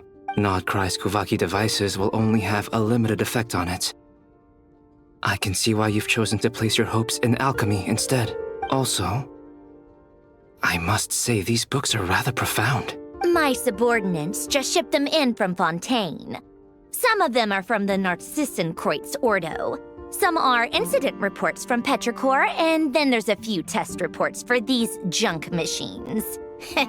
Additionally, after some further scanning, I've discovered something extremely annoying. What's that? Tevat's skies contain multiple moons. A long time ago, when I did my first scan, I detected 3, just as the legends say. But when I checked again just now, I detected 4 moons. So there's one extra? Yeah. Originally, I thought that if I could still find 3 moons, that would at least mean Columbina's still alive. But then it occurred to me that apart from the frost moon, Tevat's moons are just husks. And husks surely shouldn't show up in the scan, since they're not alive. It's weird, isn't it? If we can't even distinguish between a dead and a living moon, how are we supposed to know whether a moon goddess is still alive? Or does this mean that the moon marrows are equivalent to the moons themselves? It's certainly possible. In which case, the 4th moon you detected may be Dottores' artificial creation. So he wasn't bluffing. He really built his own moon marrow. Ugh! I'm so mad right now! It's easy to get overwhelmed when you have too much on your plate. Maybe you need to relax. Perhaps try going for a walk. Or simply take a few deep breaths. Nothing can calm me down at a time like this. I need more time, and I need progress.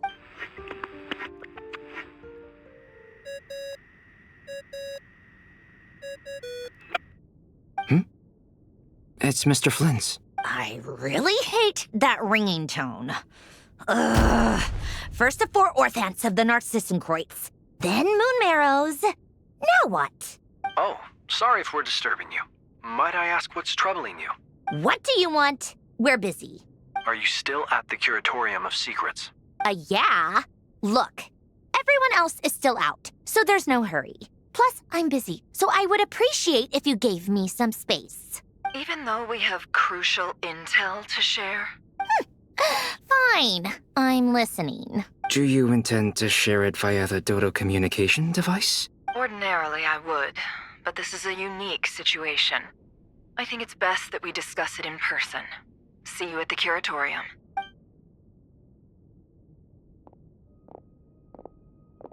All right, then. So, what's the situation? The rest of the team is still out working on their missions and evacuations, but we've decided to fill you in on the most crucial information first. Sandrone, you were right. Columbina is most likely still alive. That's the best news we've received in a while. By a long way.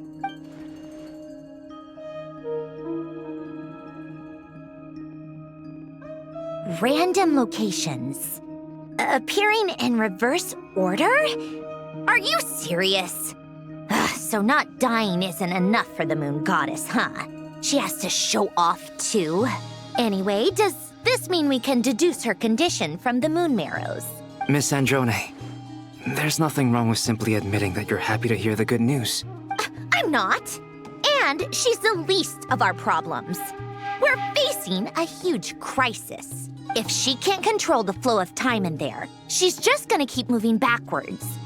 Different points in time won't intersect, and she'll never find a way out. Let's say life begins with a drop of water. When did time begin? The moment this planet came into being? No, that's not right. Her final destination would be the moment at which the space she is in was created. But it doesn't seem like we can influence that space from the outside world. So how can we help her? Also, if she's alive, Rerir and Thalindus might be too. But as far as we know, neither of them have come back out. That space may not have an exit at all. I'm afraid I must concur with Miss Nefer in this. Can't exactly argue with that. Let's leave it there for now. I've taken notes on everything you said. Will it help with your research? I doubt it's gonna help with breaking Dotori's energy fields. But who knows when it might come in handy. Better to have it all written down than try to remember everything when I need it. All right, I need to get back to my research. Mr. Albedo has made a lot of suggestions that will require my undivided attention. Sure, I'll stay here. I have things to work on.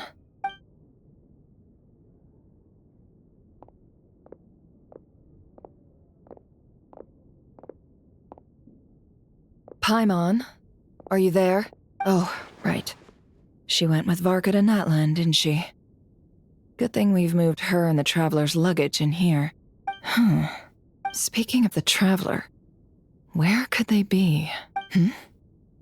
There's a note. From Paimon. Paimon here. Not in at the moment, but if anyone needs to borrow her stuff or the Traveler's, go ahead and help yourself. Paimon won't be mad. Also, Traveler, if you get back before Paimon, make sure to get some rest. Paimon misses you a lot, but put your health first, all right? How sweet. Well, since you offered, Paimon, don't mind if I do. This is the Traveler and Paimon's luggage. All the items they use day to day are here.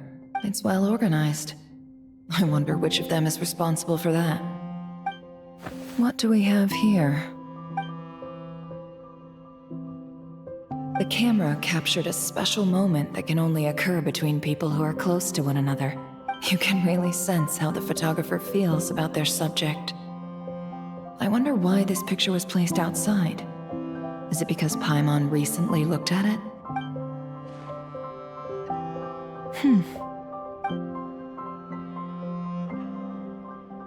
This must belong to the Traveler. Perfect. I'll use this. Hang in there. We'll find you.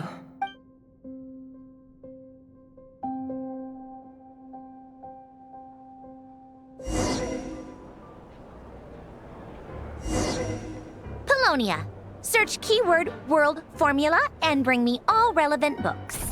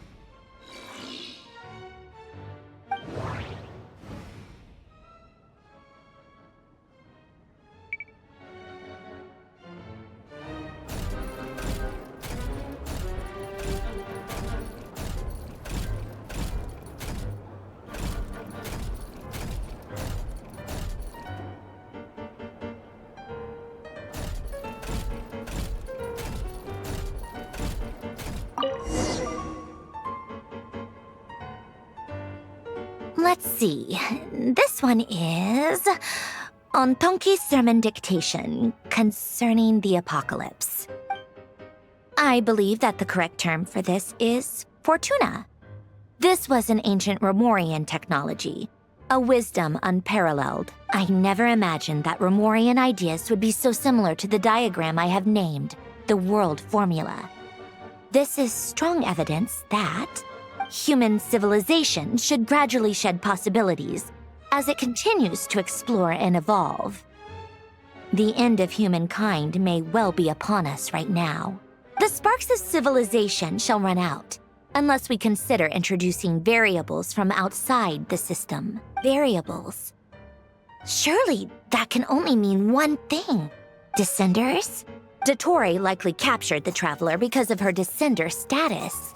But the Three Moons' authority comes from the world itself.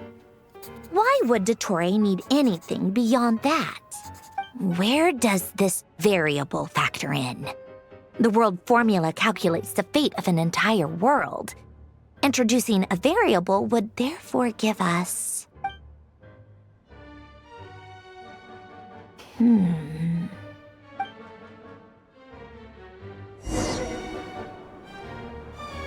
Polonia, search keyword pathway and bring me all relevant books.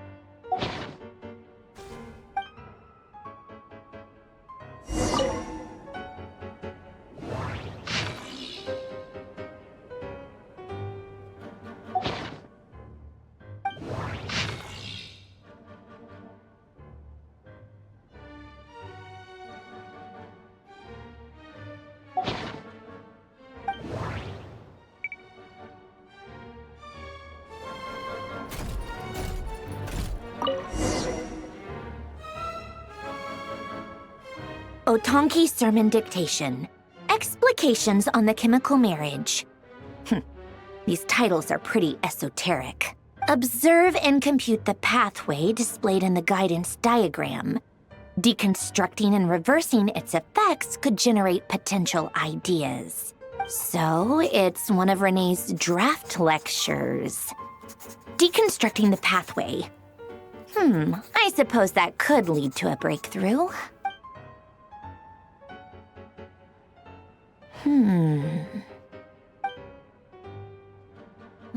This is so long. This guy sure loves showing off his knowledge.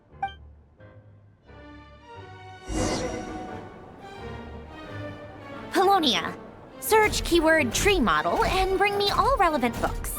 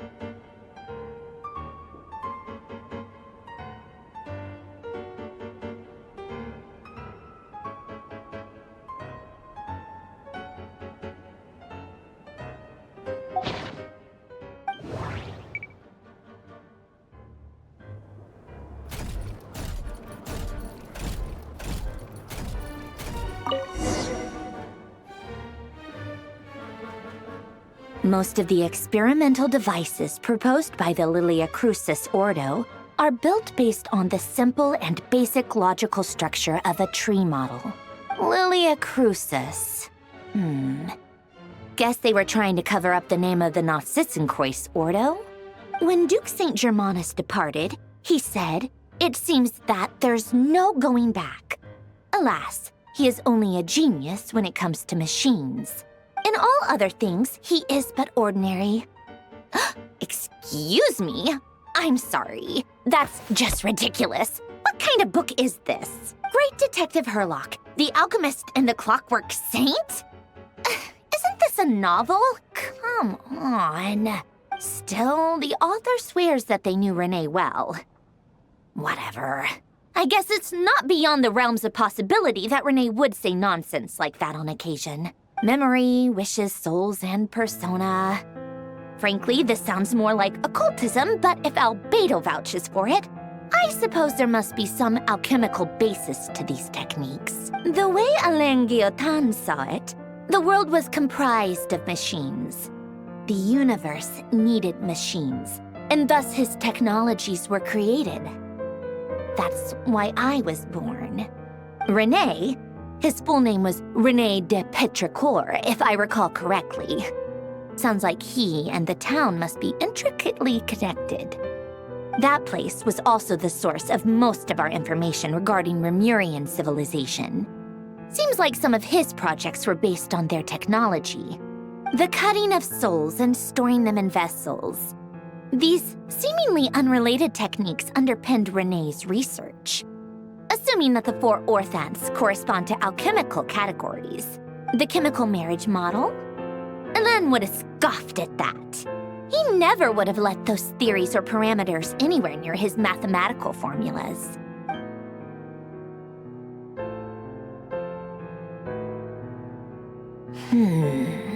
What was Alain's view on Renee? I know he mentioned the name, albeit very rarely. Oh, now I remember. Alain's old notes are here too. They mentioned Renee once. Renee seemed most out of sorts when he spoke to me. A lack of sweet foods has dulled his mind, I should think. Either way, his words are not to be believed. Yep, that sounds like Alain. My subordinates actually did a half-decent job digging out all these materials. Makes a change. Good for them. Some of Alain's old files are completely consistent with these records. He must have gotten them from the Tower of Gestalt. I never knew he got his hands on Renee's records that early. He may have kept them, but he never even attempted to use them. Didn't believe a word they said. Come to think of it, Renee's world formula was filled with calculations of constants. That shows he believed that the fate of the world to be predetermined. As for Alain, it's been too long. I forget what he said. What would he have said? A guy like him, fervent believer in machines, but not headstrong enough. The world can be changed. It is worth persevering. Yes, that's how he used to think at least. He created that procedure to save this world. Yet the scale of the world's fate proved too enormous. The result was beyond his ability to calculate. He died having never seen the outcome. And there I was, left behind in the ashes of his dreams. Did you really never take a close look at Renee's research? Or did you read it but deem his philosophy incompatible with your model? The very thought of trying to incorporate his ideas probably made you feel sick to the stomach. Well, don't worry, because there's a whole new category of lunatic in town.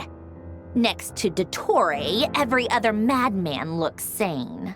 You once asked me what I wished for. Should have asked him instead. He's the one pining for things you'd sooner die than witness.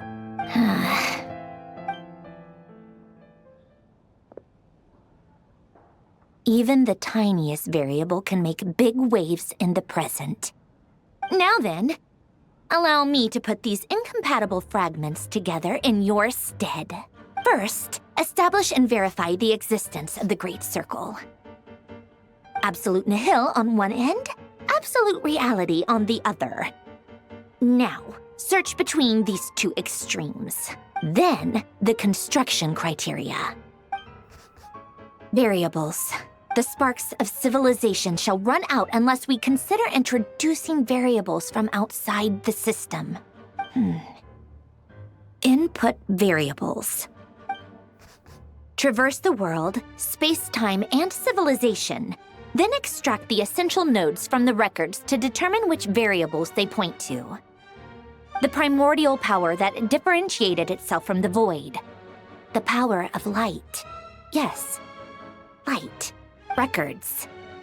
Hyperborea. This is so horrendously complicated. After all that, I'm still missing a few variables. I need to think this through again. How do you think it looks, Polonia? Like the frenzied scrawlings of a madwoman? Fine, keep it to yourself.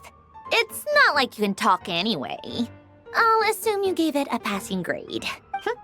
I jest. But true madness does often start with trying to save the world. What would Arlecchino and Columbina think if they saw this incomprehensible hen scratch? They'd probably have me institutionalized.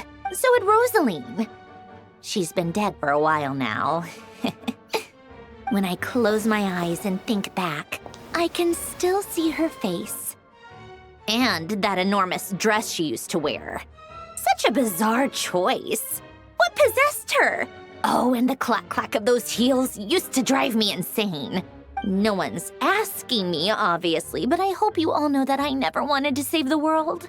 I'm not crazy. I don't have delusional ambitions, and that's a clinical fact. The world needs a solution, but I don't need the world's validation. It's the world begging me for answers, not the other way around.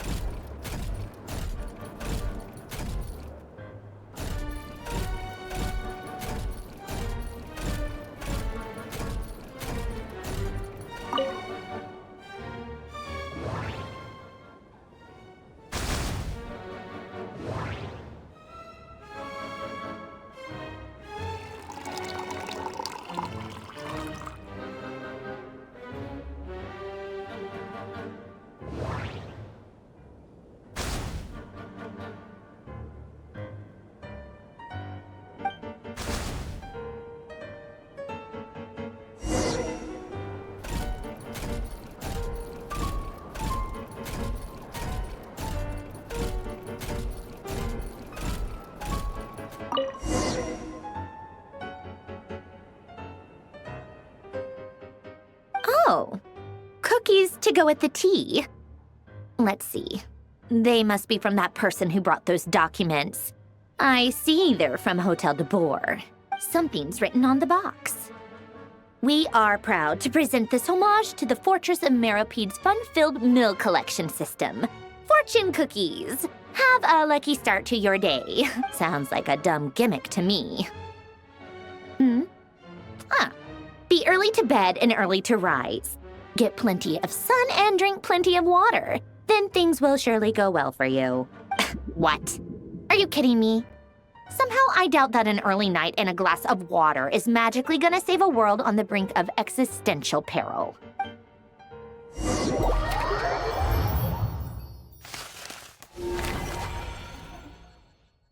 Lady Arlecchino, word has reached us that Lady Marionette's troops are all in position. They are ready to act as soon as the order is given. Excellent. The only thing is, they are fewer in number than we expected. It looks like many of them must have lost their lives at the hand of the monsters released by the Doctor. Can't be helped. Allow them to join our ranks and keep in contact. As you wish.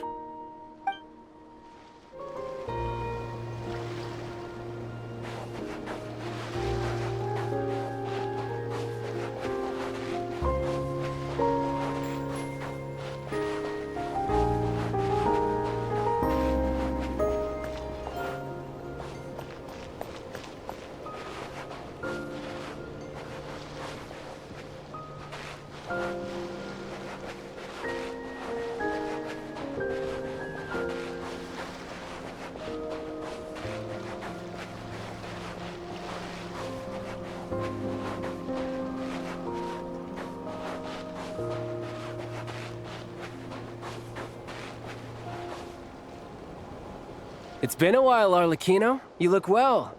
Did Dottore really have to build his lab right on the sole path between Snezhnaya and Nod-Krai? Had to go on a huge detour to stay out of its line of sight. Sounds like an arduous journey. I assume you've brought word from Her Majesty? Of course, all part of the job. Firstly, the Tsaritsa has authorized Fatui Internal Affairs to review Dottore's case. They will reach a formal verdict on whether he has turned traitor and whether he poses a threat to Snezhnaya. While they're working on that, I've been ordered to come and receive the refugees from Nod-Krai. They are nearby. My team will escort you to them shortly. Great. Aside from that, Her Majesty has a message for you and Sandrone personally. Huh? Where is Sandrone? She stayed behind to work since I was making the trip anyway. It seemed sensible to have one person on standby at base while the other came out to meet you. All right, guess that's just how she rolls. In that case, tell her that the Tsaritsa's decree this time is pretty awesome sounding. I think she'll like this one. Still, I wonder what... Wait, what's that? Did one of our troops turn into a monster? Take him out.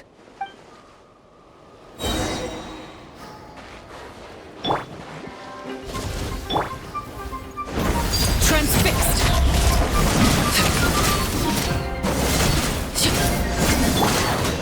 Brace yourself! This is gonna hurt! Yeah, yeah. You've gotten stronger, Arlecchino. Nice. Stop that right now. I appreciate the praise, but I am not fighting you today. I knew it.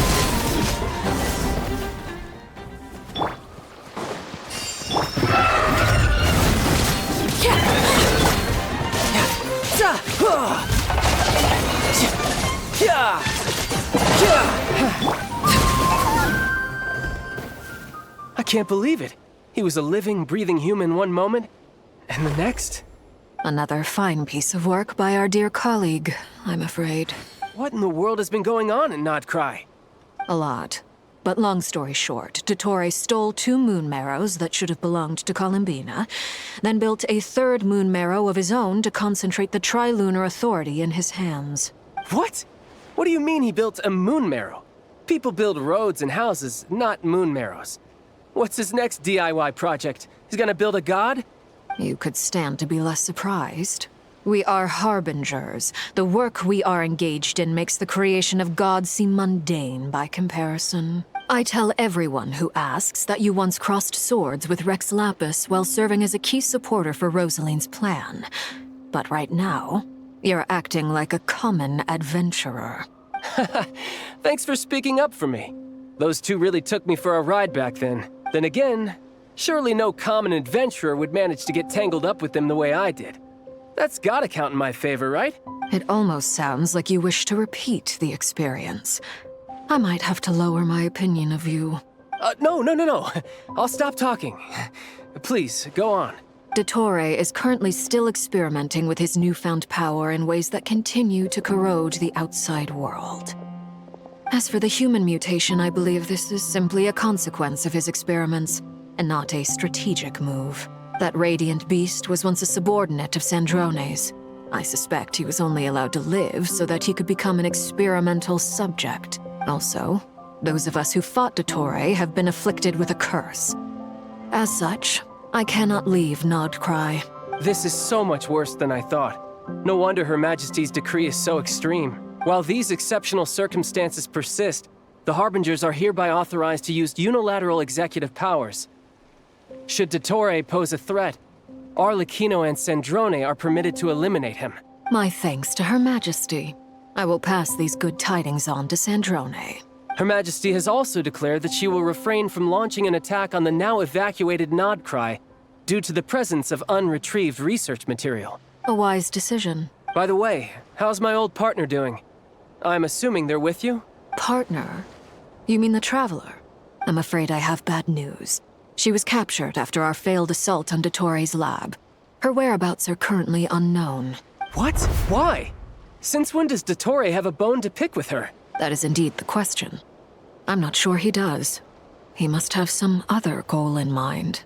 This won't do. I have to rescue her. You can't. We have no idea where the Traveler is. What am I supposed to do then? Stand here twiddling my thumbs? Sandrone is working on it. The best thing you can do right now is complete your mission. Fine. I guess I'll leave this to you then. One last thing. Tell the Rooster to get the message out to the gods and citizens of every nation in Teyvat. Beware. An uncontrollable pollution is spreading forth from Nod-Krai. The source of that pollution is a madman drunk on the success of his experiments. The Fatui and our allies will endeavor to contain the threat. However, if Nod-Krai falls, things are likely to escalate. Considering Dottore is one of our own, all Fatui stationed in Nod-Krai consider it our duty to stay and fight him to the bitter end. Whatever the cost. Hey, don't be too pessimistic. If it comes to it, I'm sure Her Majesty won't stand by and do nothing. I hope you're right.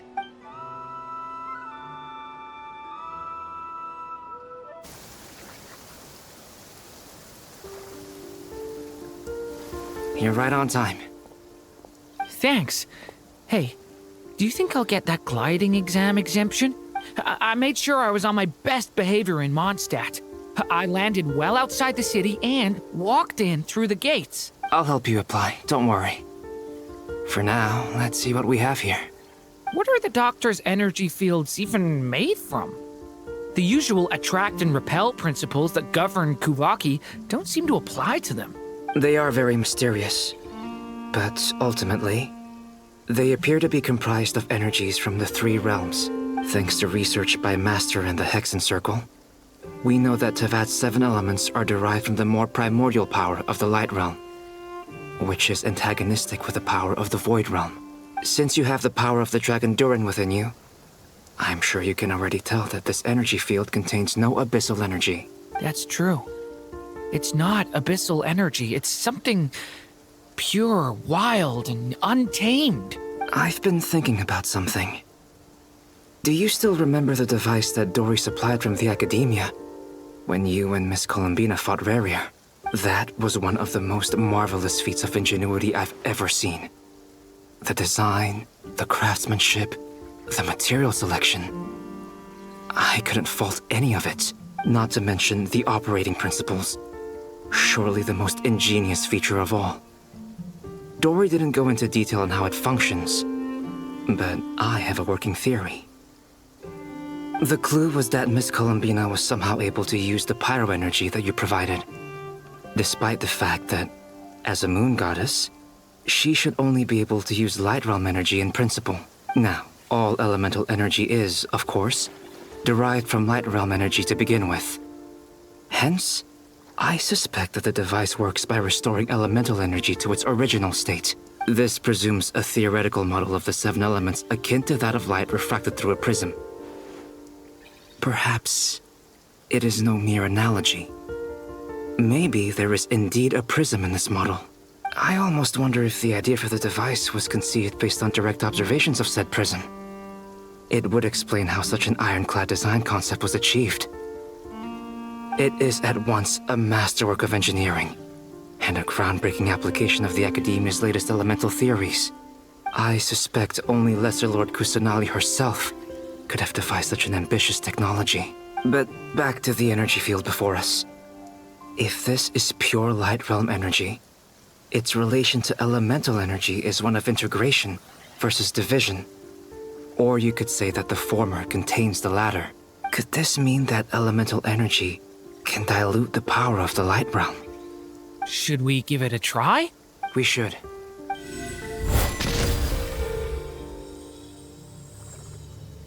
Ha! It works! Clear signs of disruption were detected at the periphery of the energy field. This indicates that elemental energy can disturb or even negate the field. Now you try. All right, here goes. It's working! Switch to abyssal energy and attack again. No surprises there. Abyssal power drains the energy field to a significantly greater extent. I now feel confident in asserting that the energy field is indeed pure light realm energy, and that elemental energy can dilute it. But the energy field is huge.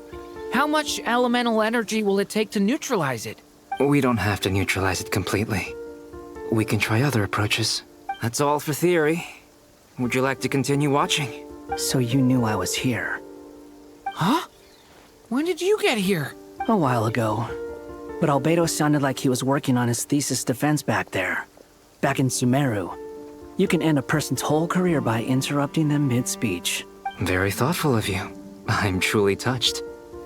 Could I ask you to lend me a hand? With what? A little test. Try using Animo to unleash a concentrated assault with circular blades, with the goal of breaking through at a singular point. Nice! This time it tore through the field. Tremendous. This is a major breakthrough. Should we go through? We probably shouldn't risk having mutually antagonistic energies in such close proximity. Durin, you stay here and watch the entrance. Hat Guy and I will go in to investigate. Sounds sensible to me. Keep your eyes peeled, Durin. Don't worry, I got this. You two be careful in there. Just give me the signal if you need help and I'll dive right in. What do you mean, signal? It's based on a new alchemical concoction I developed last month. When 2 bottles of it are smashed on the ground together, they emit a blinding burst of light. If it comes to that, remember to shield your eyes with your hat. Glad I asked. Thanks for the heads up. Like I thought. Beyond a certain distance, we can't see the opening where we came in. Maybe that's to prevent people from escaping. Sounds like Dottore style to me. Not much has changed. Things are basically the same here as they were before the energy field appeared.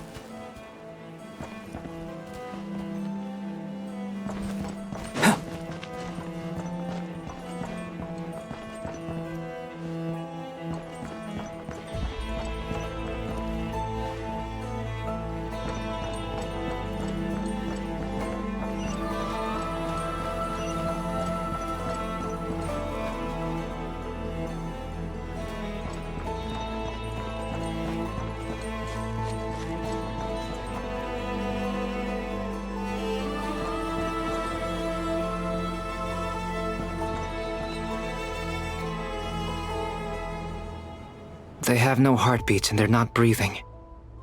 We can only assume they're dead. But there are no visible wounds. Also, there's an animal squatting next to each body. It's watching us. That's not an animal's gaze. What are you trying to tell us? Doesn't seem eager to talk. I guess maybe it's just an animal after all. Let's keep looking around.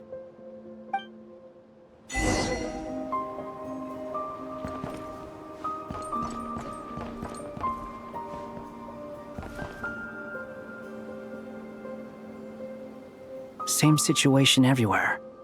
Not a living soul in sight. Just countless bodies with animals standing watch over them. Well, I think we can safely rule out the possibility that they're all pets. Is skirting around the topic your way of showing consideration for other people's feelings? Just being cautious. I don't doubt that you can handle the truth.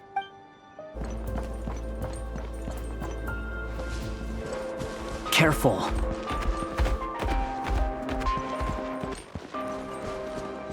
Please. Help us. Please.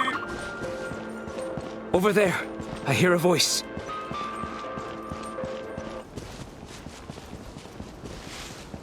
The wind rises.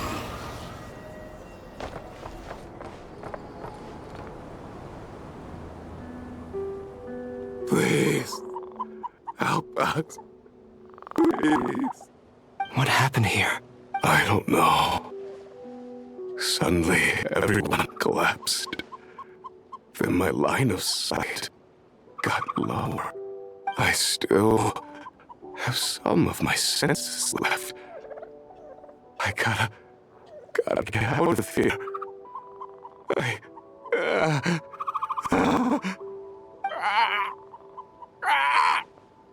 It looks like there's a huge experiment going on inside this energy field. Maybe each energy field is its own giant experiment. Vile. He's swapping human minds with those of animals. Even without the other circumstances, this would be an extremely radical experiment. Those people may have lost their sense of selves, but they are not fully animals either. If they were, they would have left. But instead, their instincts are driving them to remain by their dead bodies. We should go. No sense in sticking around here longer than we need to. Agreed. Ah, you're back! Everything okay? We saw some things that take a strong stomach. Otherwise, we're fine. We should share our findings with the others.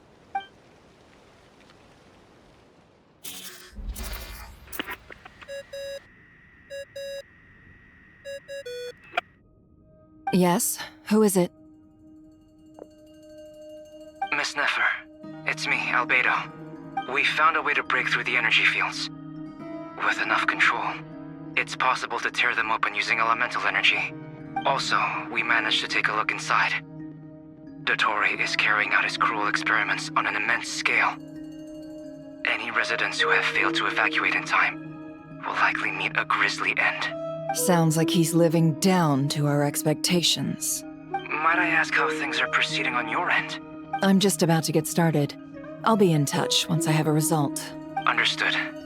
Stay safe. I will.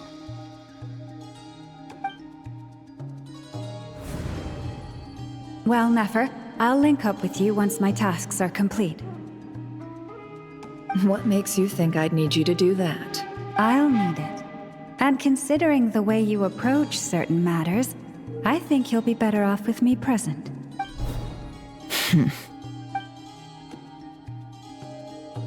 Let's begin. Entering simulation mode.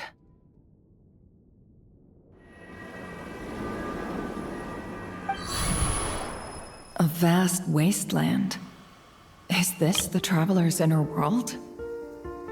I was expecting something more vibrant, to be honest. Wait, someone's there. What are you looking at? In that case, I'll look at it with you. I want to know all about everything you've seen and experienced.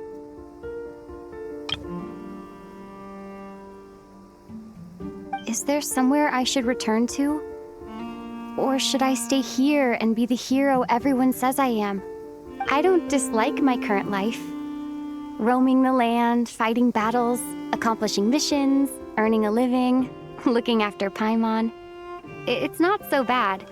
I guess the only thing that's missing is that you're not here with me. This is the conscious layer, which contains a person's true feelings. It is filled with both longing and kindness. I suppose anyone who lives long enough ends up wishing for someone who can't be there. Maybe it's the only way we can feel truly alive. Time to delve a little deeper.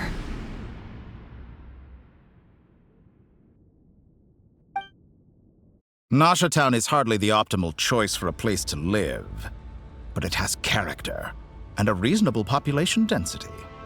What are you trying to say? Oh, don't be nervous. I was just thinking where might make a good starting point for your journey. Perhaps I should send you further afield. Conria, perhaps. Conria ceased to exist long ago. Once again, you fail to understand the possibilities that the Tri-Lune creates. Anything that has existed in the past, I can now recreate. You simply do not wish to see that happen. That might be because you miss your sibling and fear getting answers that you are not ready to learn. But this is not for me to judge. If we are to collaborate, we need to maintain an amicable relationship. In a moment, you will be able to... Oh no. What are you...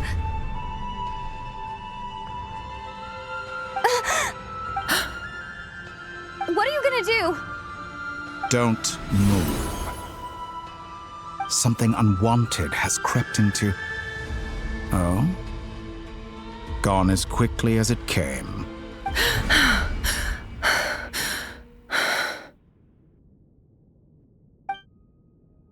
Did you save me? If I hadn't cut the connection, Dottore might have caught you from the other side and destroyed you. This was a good idea, but once is plenty. You were exceptionally brave. Excellent work. Thanks, but now's not the time for that.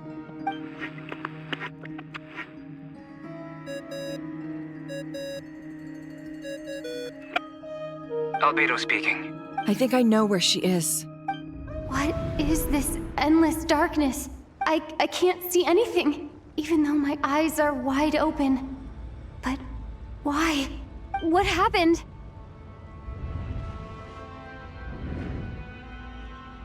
Ah, sorry about that. I take it you didn't notice. Just now, a friend of yours took a little peek into your mind. Could it be Nefer? How did she do it? Did she use something as a medium to connect to me? Do you think she's aware of your current circumstances? Oh dear. Have I stunned you into silence? I only wanted to slow down your time a little so I could stop your intruder in her tracks. It would have been nice to capture the spy. I must say, I'm finding the ability to adjust the flow of time rather intriguing. The moment you closed your eyes, time seemed to grow impossibly viscous, didn't it? A whole month passed before you opened your eyes again, but only for you. No one else was affected. I dare say this is something only a god can achieve. Point taken. You've proven once again that you have god-tier powers. Oh, you misunderstand. This wasn't about proving a point. I was testing things out. I find I learn best by doing, and I have to admit, time is not the easiest dimension to control. I only wanted to make you sleep for a short while, but it ended up lasting a whole month. Clearly some finesse is required to wield the authority over time as I wish. I hope you're not angry with me. It was only a month's discrepancy, nothing too serious. Had I been off by a year, a decade, or even a century, that would have been quite a different story. You could have frozen me for millions of years. So much for collaboration. You aren't showing much sincerity. Millions of years? To what end? I wonder if you don't understand humans all that well. They are very pragmatic creatures who understand only that which they can perceive with their senses. If I had you sit here for a week, I imagine people might sympathize.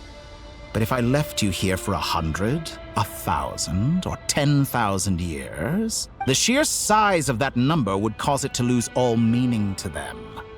They would not have the capacity to comprehend your suffering, and thus they could not empathize. Unfortunately, while gods do exist in Teyvat, it is ordinary humans that account for most of the population. Their lifespans are so limited, their bodies so fragile. Did you ever really hope that they could begin to understand someone like you? Your long life and unique origins make you fundamentally different from them. How long will it be before they start to treat you like the alien you are? Before you are ostracized, outcast? Alien. Even I feel bad for you sometimes. This world has made you into a slave. So many times you have served its will, and not once have the powers that be ever thought to grant you the one simple thing you wish for. You have been treated most unfairly. I can change that. I will grant you special privileges and give you back the status you rightly deserve as a descender.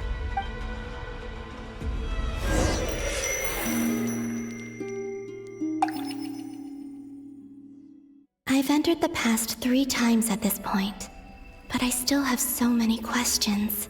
For instance, beyond each point being further back in time than the last, what determines the specific locations at which I can make entry? So far, the common thread linking all 3 scenarios is that the Traveler has been present. But it's more than that. I know I sensed something familiar around her. What was it? I'll keep this question in mind as I carry on.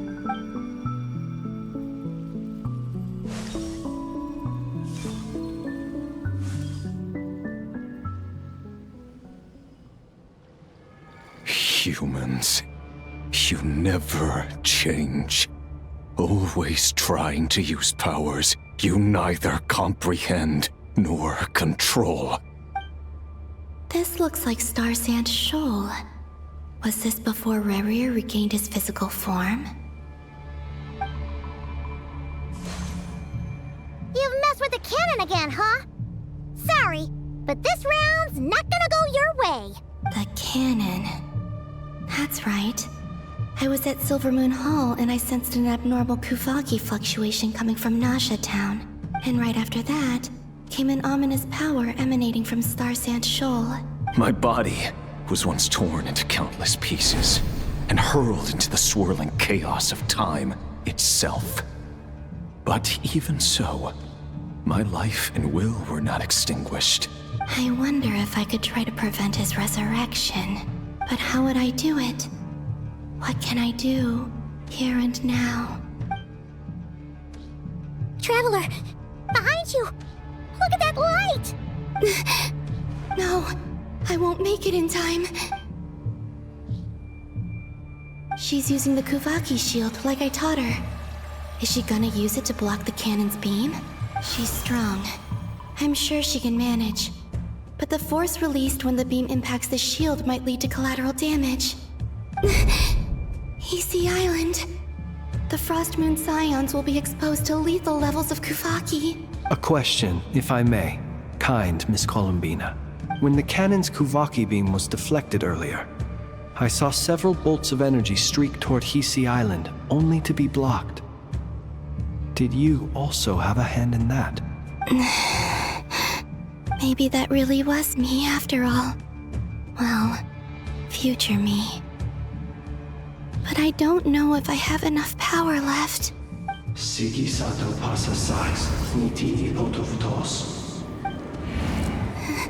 There's no time.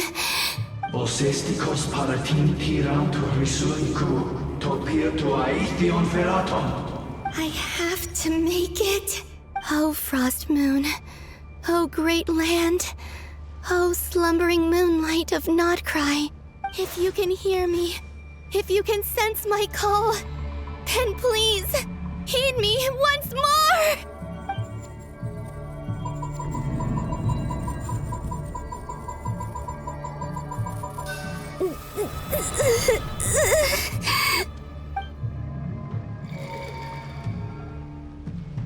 Did it work?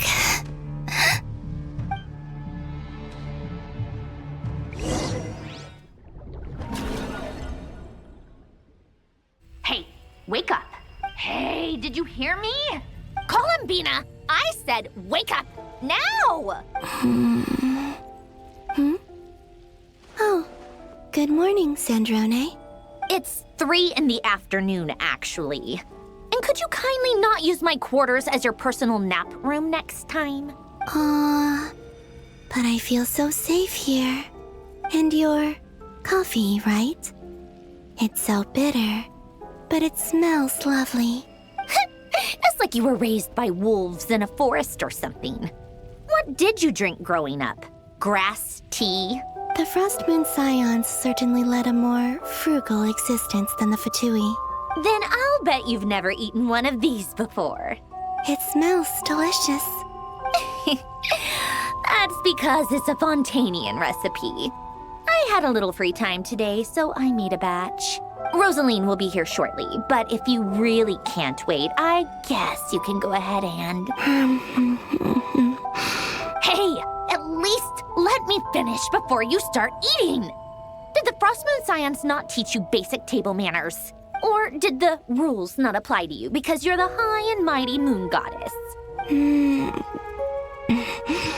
These are so tasty. Of course they are. I made them. I was worried they might contain traces of machine oil. What?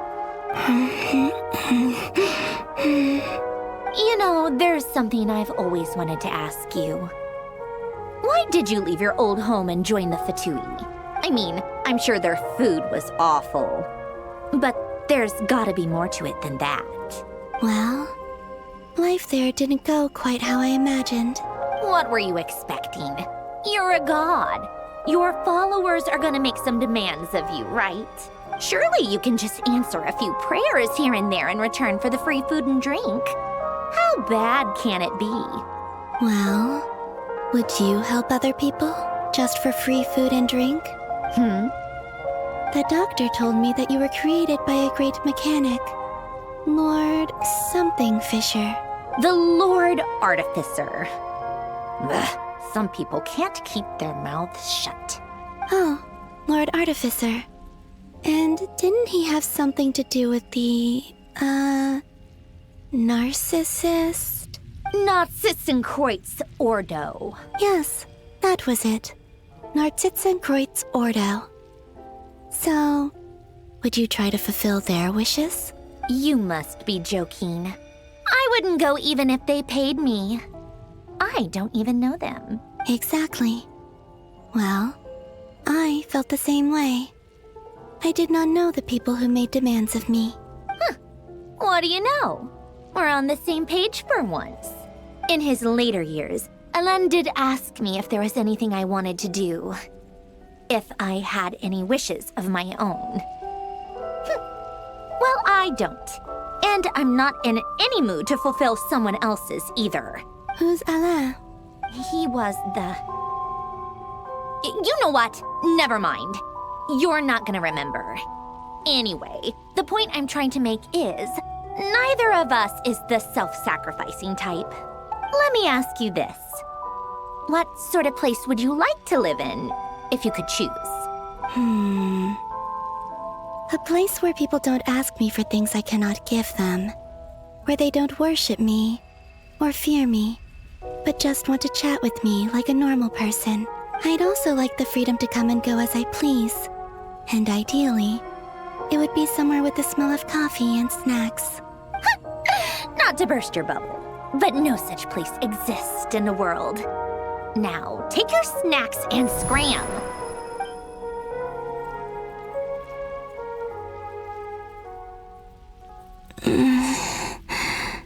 Did I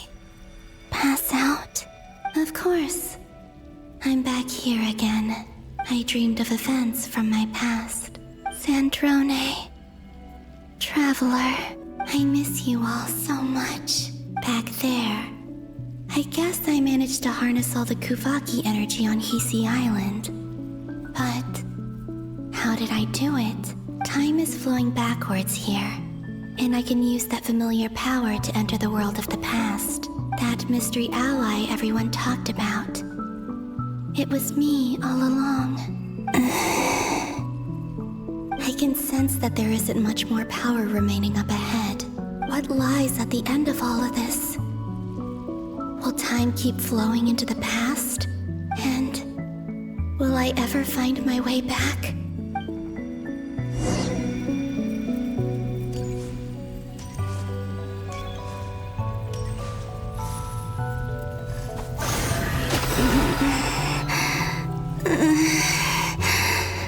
It's getting harder and harder to use my power.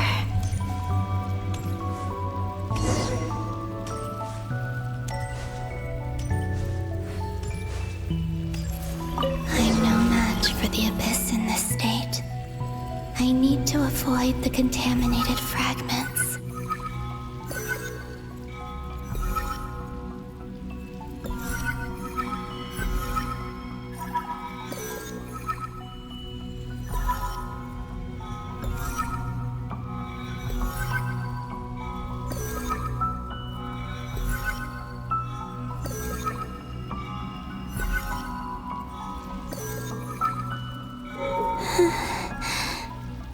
Time to go.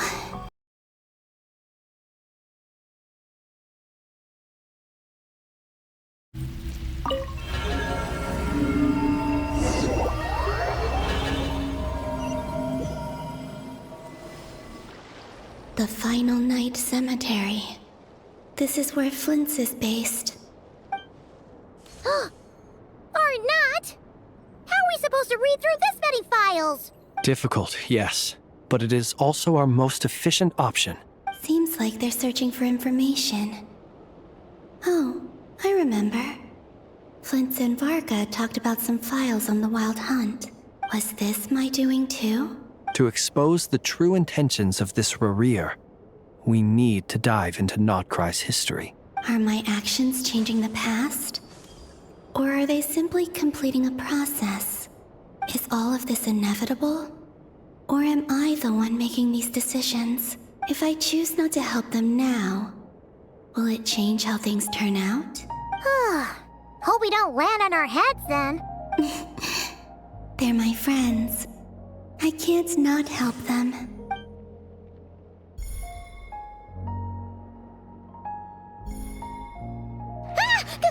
Ghost! And the other one was... here. Hey! Another file's moving!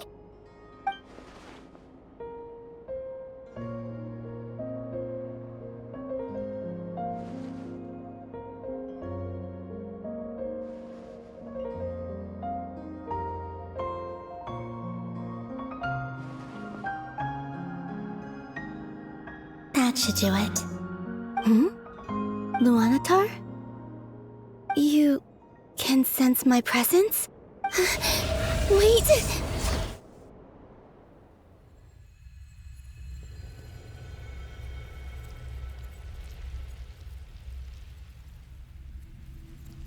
Luanatar. So she's that familiar presence I've been sensing all along. She's always been by the Traveler's side. That explains why the Traveler has been there each time I've entered the past. But why Luanatar?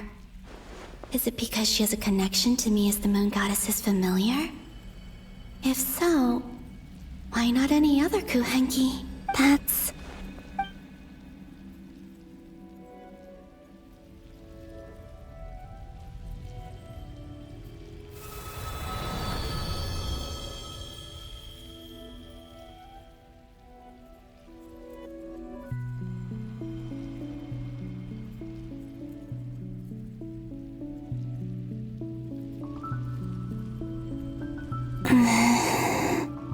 I cannot sense any power up ahead. Just a void, stretching out into infinity. This is likely my final chance to enter the past. It's now or never. I have to find a way back.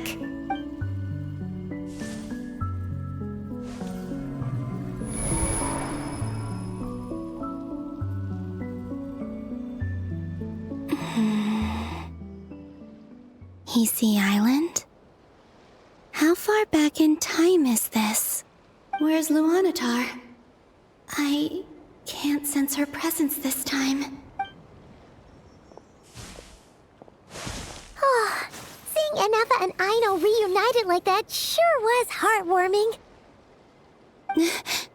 Traveler, Paimon. No, stay calm. I don't have much power left to change things. I don't even have that much time left here. Think, Columbina. How do I find a way back? A way back? To where? Do I go back to Moon Prayer Night? Or to the future that followed? And if I return in my current state, what will become of me then? Dottoro's actions that day proved that he'd been planning that for a long time. He had already seized the power of 2 moon marrows before capturing me. Even if I managed to get back, how can I fight against him when he wields the Tri-Lune Authority? I can't. If I go back like this, I'll be playing right into his hands. I have to find some way of rivaling the power he has usurped. Wait. Time flowing backwards. The Tri-Lune Authority. Does that mean? I think I know what the final destination of this lunar reflection might be. I know what I must do. Speaking of homes, we must already be close to where the Frost Moon Scions live. The vibe here feels different, just like the scenery. But how do I communicate my plan to my friends? Should I write it down here? No. Someone else will see it. I need something with a close connection to me. Something I can use as a medium to tell them what's happened to me in here. Now it makes sense.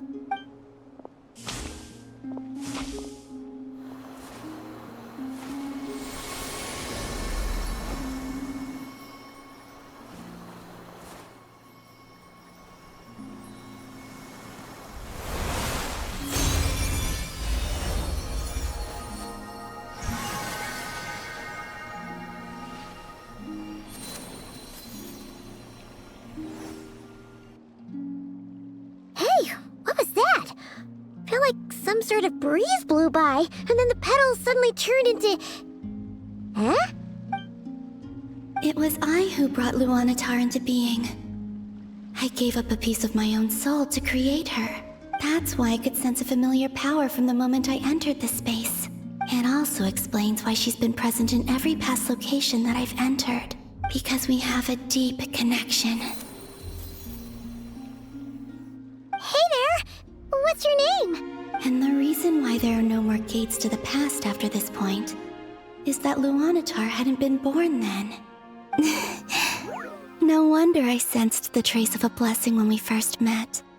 But I still didn't recognize the soul hidden within you. Back then, I was just a little lost dove. I had yet to become Columbina Hyposelenia. Go on now. We've got stuff to do. Best you find someone else to hang out with. Hey, you scared it off. I'll be counting on you.